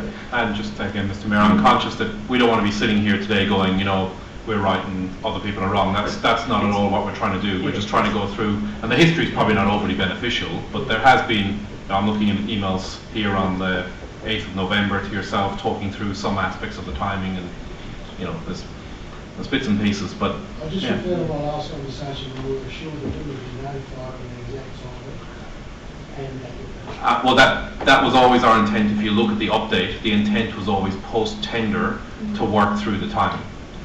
Because what's you know, the process is normally you award the tender, you use, yeah, you know how that works, yeah. Otherwise you're talking about, well, we've got 6 tenderers here, let's talk about all of them and how they might work. And timing can still be resolved to the best of our abilities, notwithstanding the fact that we still have to do a lot of work in the middle of the CBD. Yeah. Can we continue with the questions there, please? So the next one was in relation to open space amenity and events. So what we've got up on the screen at the moment is, so the feedback we received on the draft concept design, which was a public exhibition through November, December, was that we had taken away the space around the centre of the roundabout, which was available for events and a usable space. And we were cluttering up the space at the intersection of Burke and Island Street just there. So in response to that, we decluttered that space and opened up so it could be more flexible, usable space. But acknowledging so I guess the concern was around its disruption during, the Brighter Days event, which is a major event during the construction. But fair to say from the program there for traffic management plan, Francine, that's been taken into consideration and we can work around that. Business interruption was the next comment that was raised. I think Councillor Forsyth responded to that. If there's any further comment anyone would like to make? No, we touched on that one. I think just the decluttering of this space, I think most people in the gallery will understand what it was, quite a cluttered space with some, I think, shelters and the likes in there. It was more bike racks. Bike racks, yeah. I hope people are able to orientate themselves to that map. I'm sure the long-term locals know exactly where what is, but... And just the presentation that you're looking at there, Charlie, that was a presentation that was done February to whom? So February, that was to the people who provided, go back a step. So we received feedback on the draft detailed concept designs. The majority of that was positive. We had some criticism, and it also became clear that there was further concern within stakeholders within the community. So then we directly met with a number of those, which included Jason, we met with NADA, we met with the RSL as well, we met with Wayne Phillips. We also contacted Brian Zimmer. Yeah, of course. Yes. Yep. And if you recall at that point in time that we had closed our consultation, we thought some people did criticise us. I know some retailers criticised us. They said, why are you taking this information late? And we said, well, we would never work to a harsh deadline. We would always try and engage with people. And that presentation shows a number of options that were put forward. You'll see up here option 3 South, which is what refreshes my memory as to that meeting. And if you recall as well, Jason, we had, I think, a beer and a pizza one night at the pub as well to talk through some of this and address some of the matters.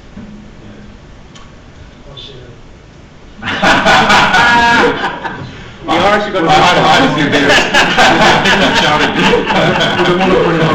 I'll reserve my comment.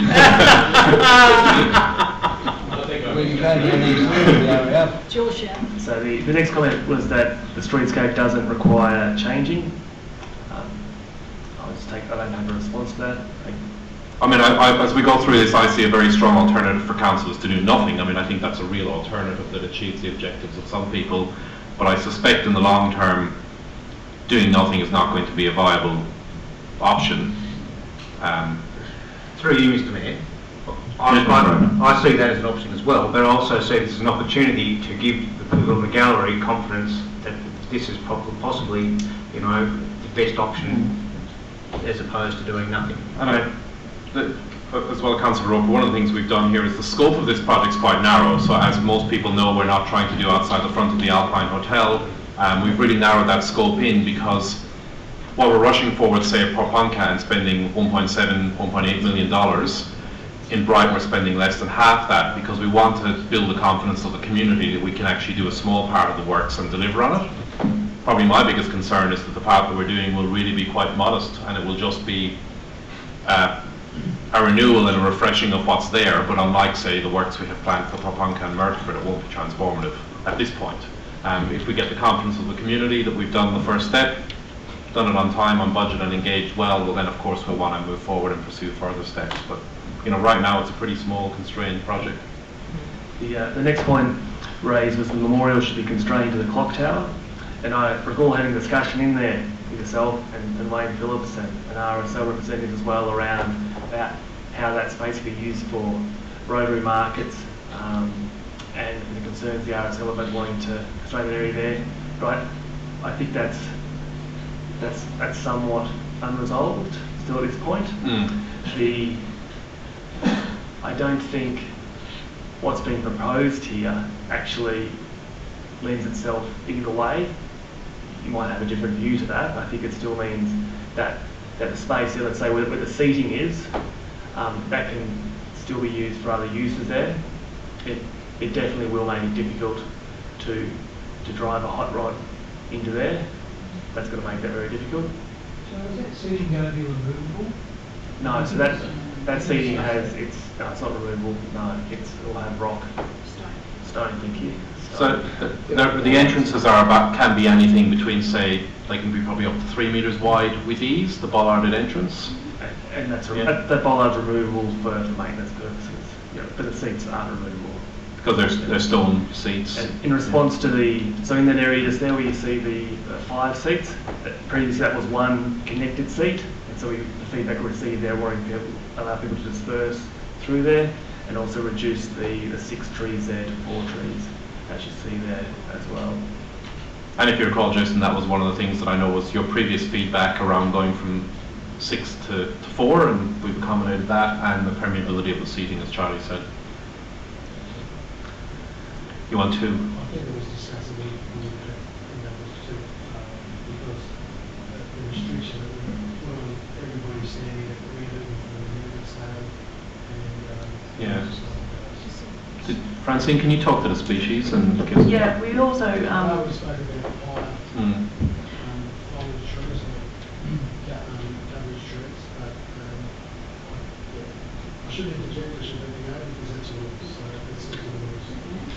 the 4 trees that are going there are Zelkova serrata musashinos, which are an upright Zelkova. So there's a few Zelkovas around the precinct existing, but they're not the upright form. So we've deliberately chosen more pillar-like trees so that you can see through. And I must say, when I brought this project over, to me, it's those, projects always tend to focus on the small detail.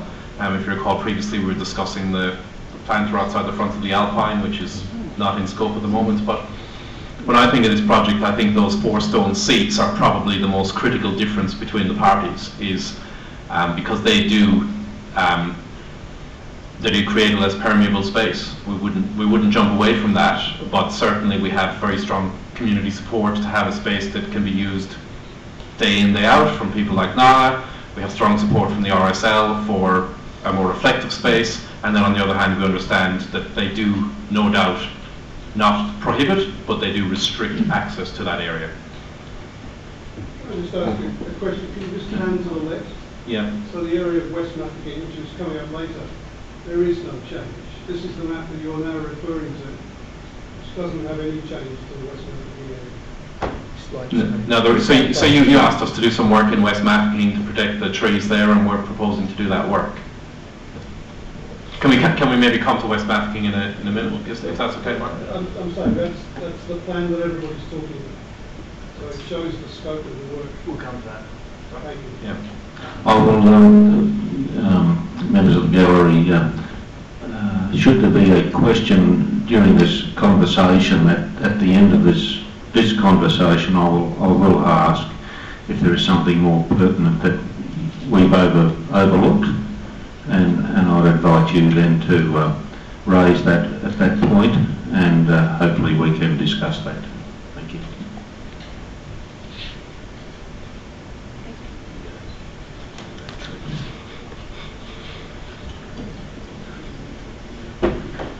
Sorry, I'll just talk about the removal of the maple. We did actually previously investigate whether we could relocate that maple.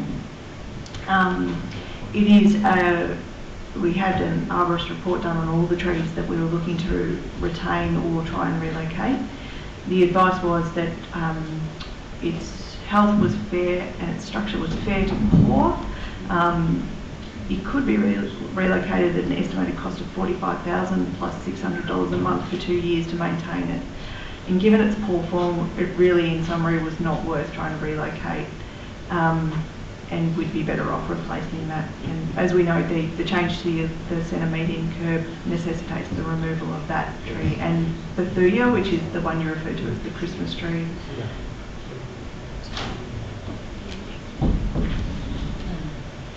Oh, and can I just also want to point out that that maple that was shown for removal on the plans that were shown on at the July 2016 information session. So it has been noted for removal since July.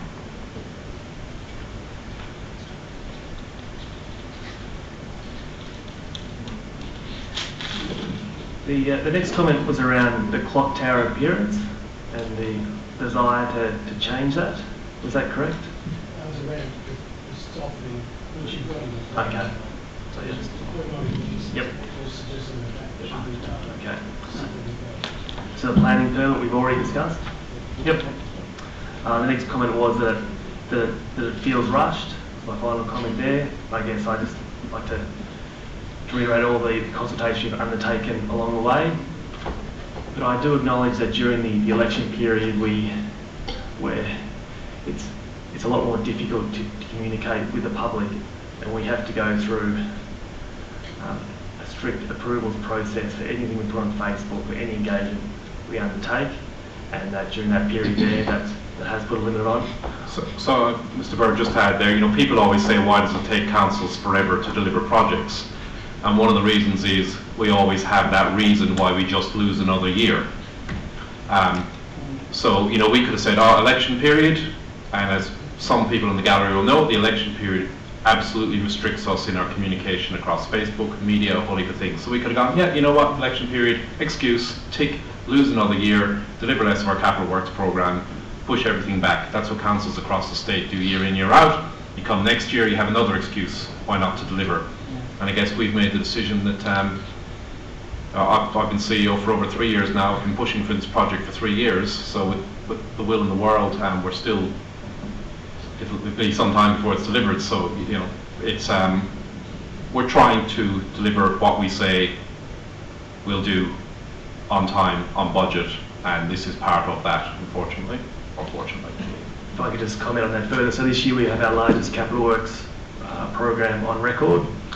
And when we realised shortly in the 2016-17 about the limitations around the election period and what that meant for council awarding contracts and the like, not just for the one council meeting but the 2 council meetings, we haven't decided to use that as an excuse. We'll continue to endeavour to deliver our capital works program. Okay, so the next one. So Martin, the next one is your question in relation to the inclusion of the additional area, which we refer to as West Mafeking, which is outside your shop there. And so that was actually the feedback we received. Feedback. It must have been. What do our notes say here? So here we go. So an email from you on the 22nd of June saying, can we look at the area immediately beneath the tree at the corner of Burke and Mafeking, with a view to protecting the base of the tree and tidying up the surrounding space. So in response to that, we said that we agree that Bunya Pines will benefit from improved growing conditions and that the Alpine Meadow Places project provides opportunity to do this. And we're currently seeking advice from arborists, the best treatment to adopt around the trees, and also requested the consultants investigate whether we can realign the curb away from the trees and without limiting the bus turning movements. And your response to that on the 8th of July and the same day was great news. The condition and safety of all these large trees in Burke Street needs to be reviewed. So that change was in direct response to your feedback. I think what that was some time ago, Charlie. I think that was back in that was 8th of July. April. Yeah. No, 8th of July. Oh, sorry, July. 8th of July. And then following on from that, we also met with, so Francine and I met with yourself at Cherry Walk. We met with you on the 26th of July, so Francine and I met with you at Cherry Walk, and we had a hand-drawn sketch which included this exact image just here, and we talked through that. And at that point there, we talked around doing the pavement works there, and we said whether we were exploring whether we could lift the pavement up so there's not a step going up to those shops. And having gone through that, we found that we can't actually level that off. But that was one thing we were exploring from there. So subsequent to then, there was further drop-in sessions, and so as part of the public information session. Okay, thank you. So when was that part of the public information? So we met with Martin on the 26th, so 2 days before the public information session on the 28th. And then the presentation for the information session was emailed to all the contacts. So that includes all the traders, I think Jason, you're on that list, and the Chamber of Commerce and others as well, which included this as the initial area included, but acknowledging that this wasn't included in the draft detailed concept design, which was adopted by Council in March 2016. Can I just clarify, are we talking about the area around the tree, or are we talking about the area of footpath all along the front of the shops in Anderson Street? Because what you seem to refer to is the tree, which is fine, but what we're now talking about is a whole area. So what is on the screen is what we presented to you, then we met on the 26th of July, and then it was at the public drop-in session, and then which is emailed to all the stakeholders on the 17th of August as well. I'm just looking at that stakeholder list, Charlie. It's about 100 stakeholders on that list for Bright. I've just got it in front of me. It's about 100. Yeah. Don't know, Dave. Yeah. So obviously, Martin, if you haven't seen, when that's gone through or at the stakeholder sessions, you haven't, it hasn't sort of fallen into place that it was the bit in front of the retailers as well that was being proposed. Is that right? What? Yeah. There's nothing that's come through that was indicated other than, as Charlie quite rightly says, there was a sort of throwaway line which will raise the whole footpath up to the level of the... So I don't think it was a throwaway line, we said we would explore it, and we did. It's how I took it. It was to be explored. And all I've really asked is clarification of that exploration. And the email I got on the 19th of November seems to fit, there's an if still there. But in terms of whether it happens or not, it's really whether it impacts, how much it impacts on our businesses, because the businesses that are actually on the top will have to live through all of these various stages. They don't have to live through one stage or 2 stages, but every stage. And we've already started to live through the stages as the Northeast Water Works has gone on. So what we need to think of is when we're going to see this continual process of several months, but with an intensity where suddenly, never before, we were going to lose our footpath and our access. Potentially, we're going to lose our footpath and our access for something. Francine can talk to that. Yep. Sorry, what was your point? So you were going to talk to that one of the conditions of contract, I understand, is that access will be maintained to all retailers at all times? Yeah, that's right. So the contractors and the tenderers understand that there should be no requirement for any trader to have to close their doors through this period. So access to shop fronts needs to be maintained at all times. Again, in saying that, I'm conscious to reinforce that we're not trying to diminish the impact that having works outside the front of your shop will have on access, or on business. We should clarify, I don't have a shop. Yeah, in your case it's less, yeah. I have an office, and we've already had a week or 2 weeks of heavy machinery shaking the walls. The girls that are employed can't answer the phone, they can't hear calls. So we're talking about a continual amount of interruption to our function, which of course protecting the retailers from people coming in and out, yes, that's fine. But we hear every bit of noise, every machinery, and in fact we work until 8 or 9 at night, so doing things at night is not actually a solution. Very hard to know what the solution is, though, other than to not do the works. But the point that I'm asking, and I've always asked, is that all the plans up until recently, have had no disruption to the footpath area outside those shops in Anderson Street. So I can assure you, Martin. How it's going to be. Yeah. Now it's all going, potentially it's going to go. So in relation to West Mafeking, I'm pretty confident that if Charlie and Francine said they emailed them back in July that it was emailed, that said obviously it wasn't adequately communicated, so that's our responsibility. I think we're in agreement, retailers in that area and shop owners and offices in that area are in agreement that this is probably a good outcome. I've never heard from you that you're adverse to doing these sorts of works. I think we're in quite strong agreement there, but it's a matter of how can we achieve it in the way that minimises the impact. No, or not do it at all. The simple question is, what's going to happen to the footpaths and the grassed area outside Cherry Walk, outside Ben's shop, outside my office, outside of that? Nobody knows nobody's telling us what's going to happen or what's going to be in place after this has been done. So the latest plans that you would have seen around Mafeking West were the 28th of July or the 26th of July when we met you. The next time anyone had an opportunity to see more detailed plans was at the RDV funding announcement, which was on the Monday of the Cup Day long weekend, and I understand that that is a very difficult time for people to get to. As I communicated with you via email, we could not issue you the drawings in hard copy at that time because it was in the middle of the tender process, and I did offer to bring them down to you to show you. Forgive me, I don't need a history lesson or an explanation. All I want to know is what's going to happen to the area outside of the shops in Anderson Street. That's really all I'm asking. So hopefully, if we get to award the contract this week tonight, I'll be coming around to all the shops later this week to drop in to let you know about the drop-in session that's happening next week and to show you the latest detailed plans that are ready for construction. But I think to answer Martin's question explicitly, you're proposing to do protection of the tree but also footpath works as well in accordance with the plan that you exhibited back in July. Yeah? So your works, sorry, consciously here. So I'm saying Martin's question is, what are we planning on doing at this point in time? And I think correct me if I'm wrong, but you're saying you're going to do what you said you were going to do back in July. Yes, that's right. Yeah.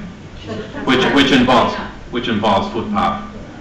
Footpath replacement, but not necessarily lifting up. We investigated trying to do that, achieve that, but we can't get the crosswalk. So that's not happening? No, but the footpath will be replaced.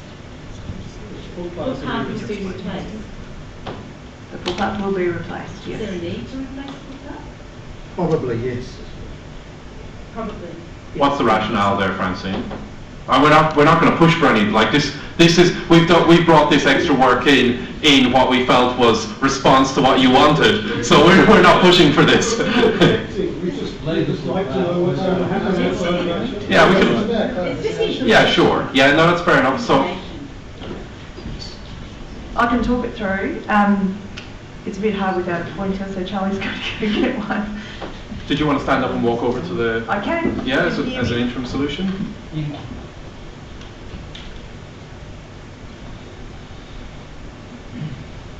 So sorry, this plan doesn't show up very well. This is a construction drawing, so it's not a closed concept, so it's a bit hard to interpret unless you're used to looking at these sorts of plans. So this hatch here, which I think you can read speak through, is concrete, all through that. This area here is also paved with cobbles or porphyry cobbles, which are in smaller sense. There's a long seat going in here, and rubbish bins, bike rails here. We will endeavour to keep this tree. It's a small tree, but the new level through here might necessitate the removal of that tree. But we will try and keep that because it's a good specimen and it's been there for a while. We are also, this area under the bunya tree, so between the concrete and the bunya curb will be mulched, and that's to improve the situation for the tree. Because you know that the curb comes out this, so the pavement extends out to here. We know that also ski shops like to access across this point here, so we've made that mulch so that it can still be done. So you can still walk across there.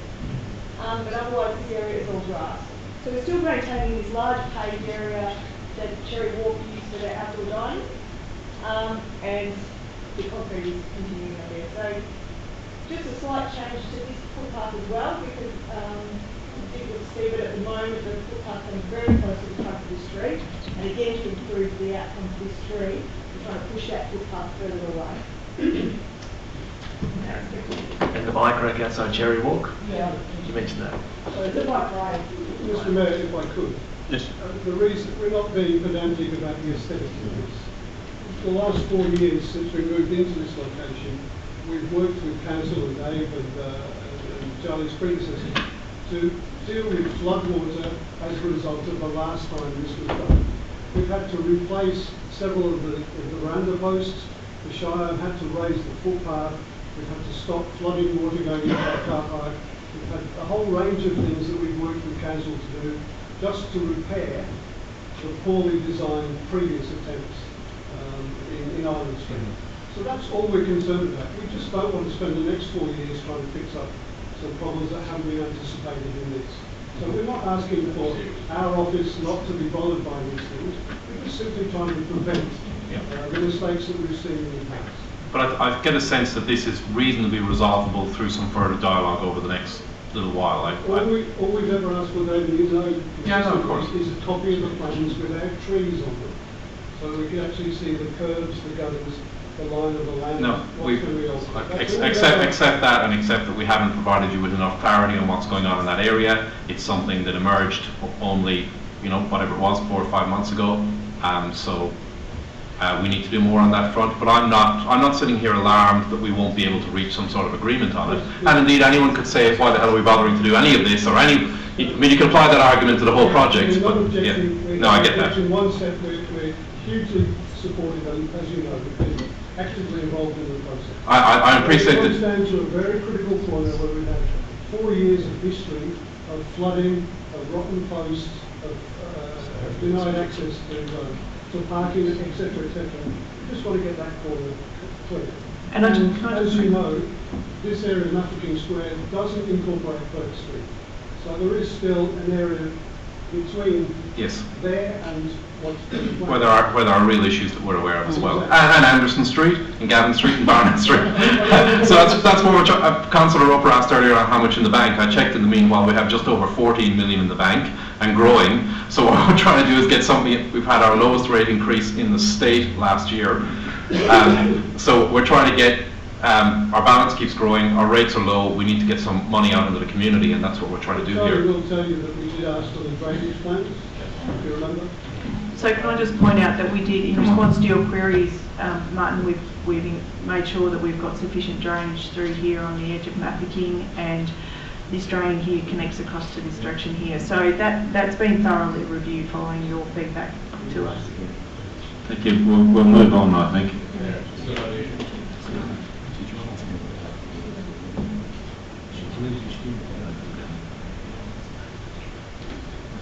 Okay, have we covered the questions there? Thank you. Just should there be any questions that we haven't covered, this is the last opportunity before I go into the council process. Mr. Mayor, can I just do one other thing? Sorry. Yes. We're just conscious that we're pretty passionate about what we do here. I think it's one of our strengths in this organisation. We've got a passionate workforce. Francine's passionate about it, but we need a community that's on board with this project. Otherwise, by and large, I'm saying to council, if that's not the case, that we have a community that's not on board, why don't we take another year to figure it out? I'm not sure that will result in a better outcome, that we won't all be back here the same as we have most years. But what I want to avoid for our staff is people that are doing their best out there trying to work with ratepayers and retailers being, people just trying to find fault with the work. I think I hope we can go forward in a really positive way, and I'm trying to say this as delicately as possible. But there's nothing more disheartening than Francine being out there on a daily basis knowing that the second something goes wrong, someone's ready to pounce on her. I hope people see we're genuine about we're not arrogant in what we do, hopefully.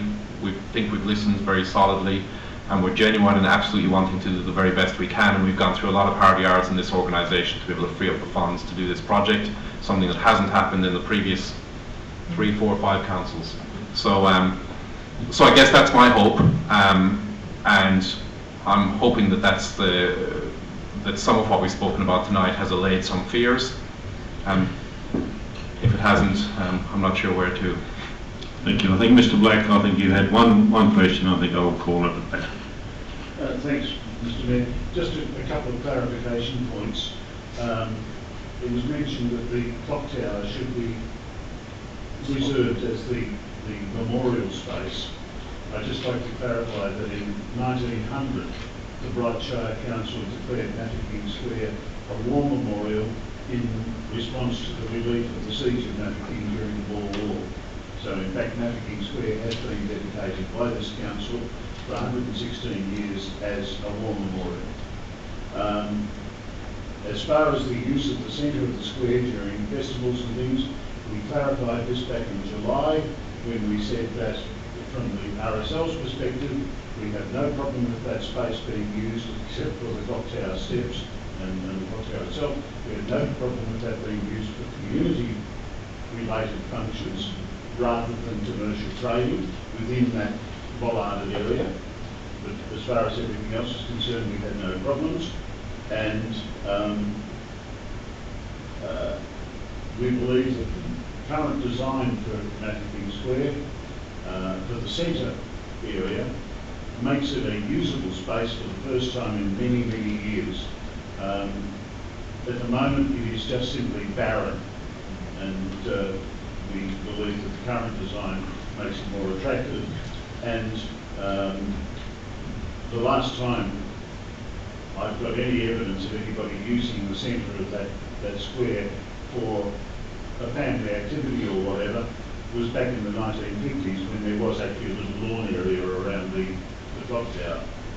And the other thing is that we recently had a meeting with the organisers of the Rod Run, the Rod and Custard Club, and we pointed out that the centre of Mafeking Square would be available for vehicle displays in the future. They had no problem with that, and they said they're adaptable around that, just as they're adaptable around the fact that next year the Rod Run actually occurs on Remembrance Day, and they understand that there will be restrictions on the use of the streets in that period. So I just want to clarify those points because I think they help to indicate where the RSL stands. But we believe that centre area is a war memorial and it should be treated as such. Thank you. Thank you, Mr. Black. I'll cease the conversation from the gallery now. Thank you for your patience, for your input and for your manners. I'll now take it back to my councillors. Thank you. I second. Can I read it out? I forgot exact quote, sorry. I know you itching. 8.2.5, Alpine Better Places, Bright, Stage 1 Landscape and Civil. Councillor Pearce. I second you. Oh, I thought you recommended. No? You seconded? Forsyth. Oh, Councillor Forsyth. Apologies, Councillor Forsyth. Councillor Forsyth. Thank you, Councillor Janus. A lot of discussion on this one, a lot of history. I think it's a step in the right direction. And I hope that some of the gallery understand why they may not have seen detailed plans as yet. They will be forthcoming. Whether it's rushed or not, these things are very often reliant just upon funding opportunities, when funds are available, and whether or not those funds have to be handed back if something's not actually done with them. I've proposed the proposal, so yeah, I'll leave it to my councillors to vote. Thank you. Councillor Pearce. Well, it's been a pretty good night. I think it's almost a mini revolution what's happened here tonight in council.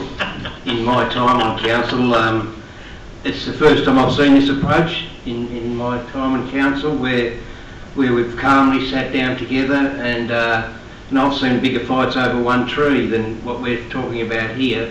And just to see people learning from one another, you know, like Jason, thank you, and Martin, thank you for your input in one angle of it. And then Nada, Kev and Dave were sort of reminded us of the time that it's taken us to get here. So I think it's that gave another angle, the minimal differences. And I think it was proved tonight the traders, a lot more will happen now that we're past the tendering stage of it. So what I might say is congratulations to the community on their input from the gallery. Congratulations to Justine, who I know works her arse off right through all this. Excuse me. Francine, sorry Francine. I'm getting sorry Francine, who works very hard with this, and so does Charlie. And then well done to both of you and your gangs. And I just reckon there's one thing we've got to do here. And the other good thing I learned is it's never too late, even sitting up here, to make a decision, a final decision on something. Whereas the days gone by when now and then it was all done in the back room, it proves, I think, tonight that people can adapt and change. So I just hope we can all move forward together. Thank you, Councillor Pearce. Well, words well said. Is there any further comment? Councillor Keeble. Thanks very much. Thanks for the gallery for coming tonight and your conversations and the people who aren't here. It's been a long process. That's an understatement, really. It's been a good process, and I have full faith in Francine and Charlie's team to get this project delivered in a respectful way. I know that they will talk to the traders. They've shown their compassion for the traders when we did the works in Mount Beauty, when things didn't always go to plan, but they were always very compassionate. So I've got the utmost faith that they'll do the same thing.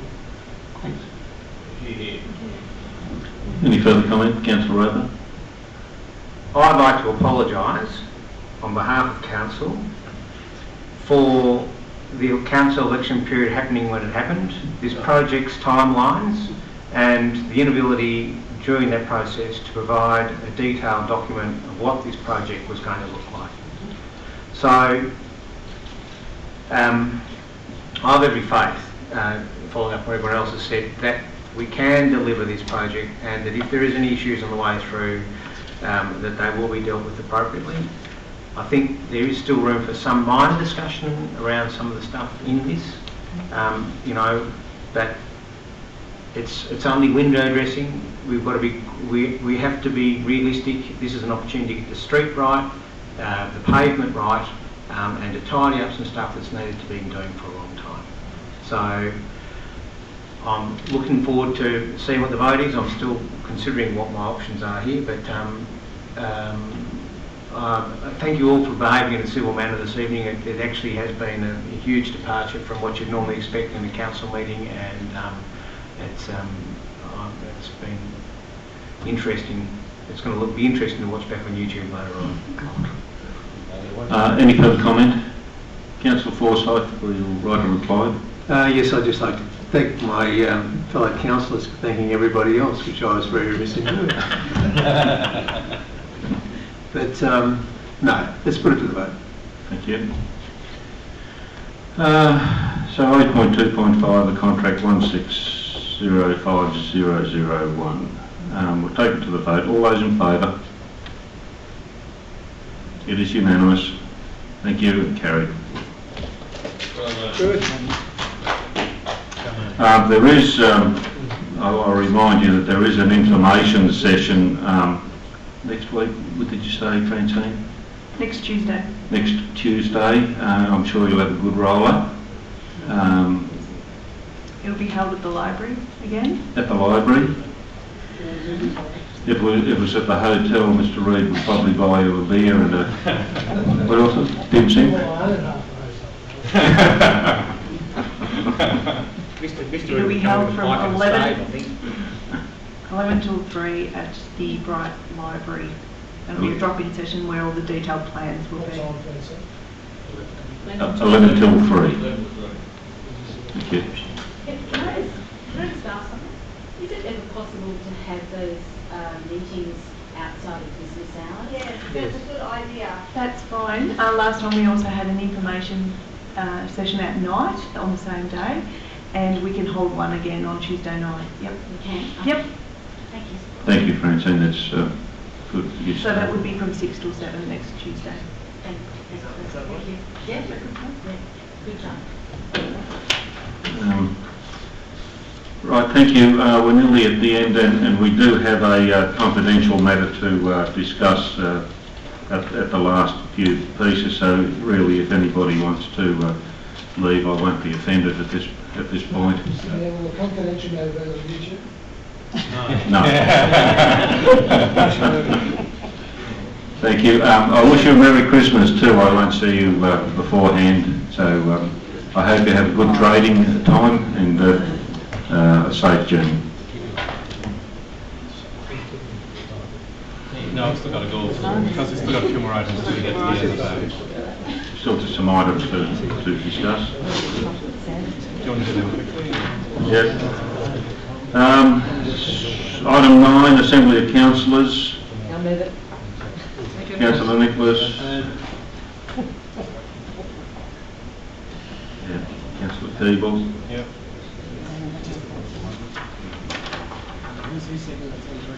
Councillor Keeble, second that. All those in favour? Carried. Presentation of reports by delegates, there are none. They'll be received, but there are none. So we don't have to do it. General business from my left, Councillor Pearce. General business, some general business here. It might be general business, stop me if it isn't. Put your mic on.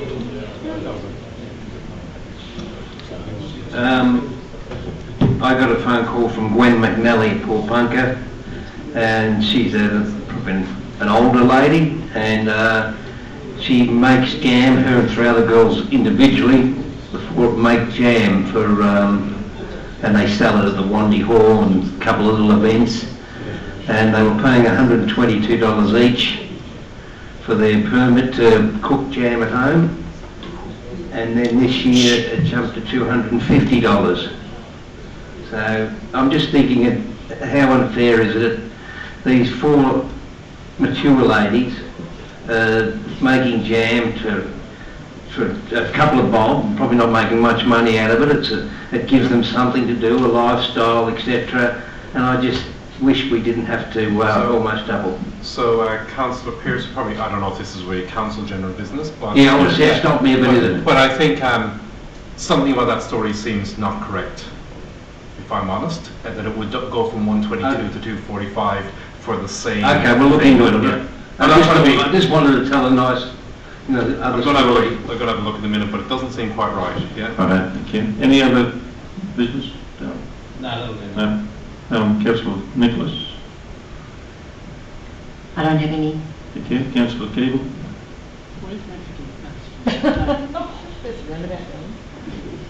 Is he going for a... No. I take that as a no. That's a no. I have none. Councillor Roper. Yes, I'd like to look at reviewing the seating here in the auditorium for councillors. What, they're that far back, or what do you mean? Higher chairs. You've got the crappy chair to go. Through Mr. Mayor, we intend to do stage 2 of the office refurb here after Christmas, and then next year to put in the budget to renovate this chamber. I'm wondering if Councillor Roper wants us to get new chairs in the interim, or if he's willing to wait a year as part of the chamber renovation. Or change chairs for one that works. All options are available to Councillor Roper. Swap chairs, yeah. I already did. That's why he's got a brand one. Councillor Forsyth. No, not Councillor next time. Sorry, Mr. Mayor, I wasn't sure about the response on the chair issue. I wasn't sure what direction I was It getting. would be a no. Adapt and overcome. Okay, thank you, Mr. Mayor. Thanks for clarifying that. I don't know if this is valid here, but I did catch up with the Harriettville Forum just by a sheer accident last week, and they do want to extend an invitation to the councillors to come to meet them with whatever issues they have, some of which they covered, some of which they didn't, but I passed on the ones they gave to me to the CEO who distributed them. So that'll be forthcoming. Thank you. Thank you. We might look at that in our structure of meetings. Motions for which notice has previously been given, nil. Reception and reading of petitions, nil. Documents. Question about petitions, the petition that came to us by email. Yeah, I'm wondering if is that a What do we petition? need to do with that? I think we probably should accept it as a petition, Mr. Mayor, and then we can write a brief report just saying we feel the matter was closed off. I think we could respond now. I think perhaps we could accept it. Our local law does say it should rest on the table. So, Can we seek some clarification on that? well, I'm sorry, Mr. Mayor, I can give you clarification. So, our local law does say, to the best of my knowledge, that it should rest on the table for a month before being responded to. So perhaps, yeah. So perhaps we could do a very, very brief report in response. The next meeting. Yeah, at the next meeting. Is that okay, Charlie? Sorry about that. Yeah. Okay. Thank you. Documents for sealing. Following documents be signed and sealed. Oh, so moved. Councillor. I'll second. Already did. Okay. You signed them all last time. None. Confidential item. Moving camera. I'll second it. What can we do? Yep. Note the time at 8:30 9:30. or 9:30. 9:31. Oh, You well took then. off?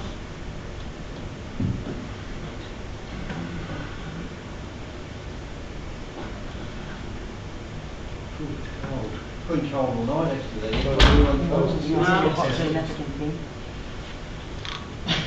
Justine, are you cold?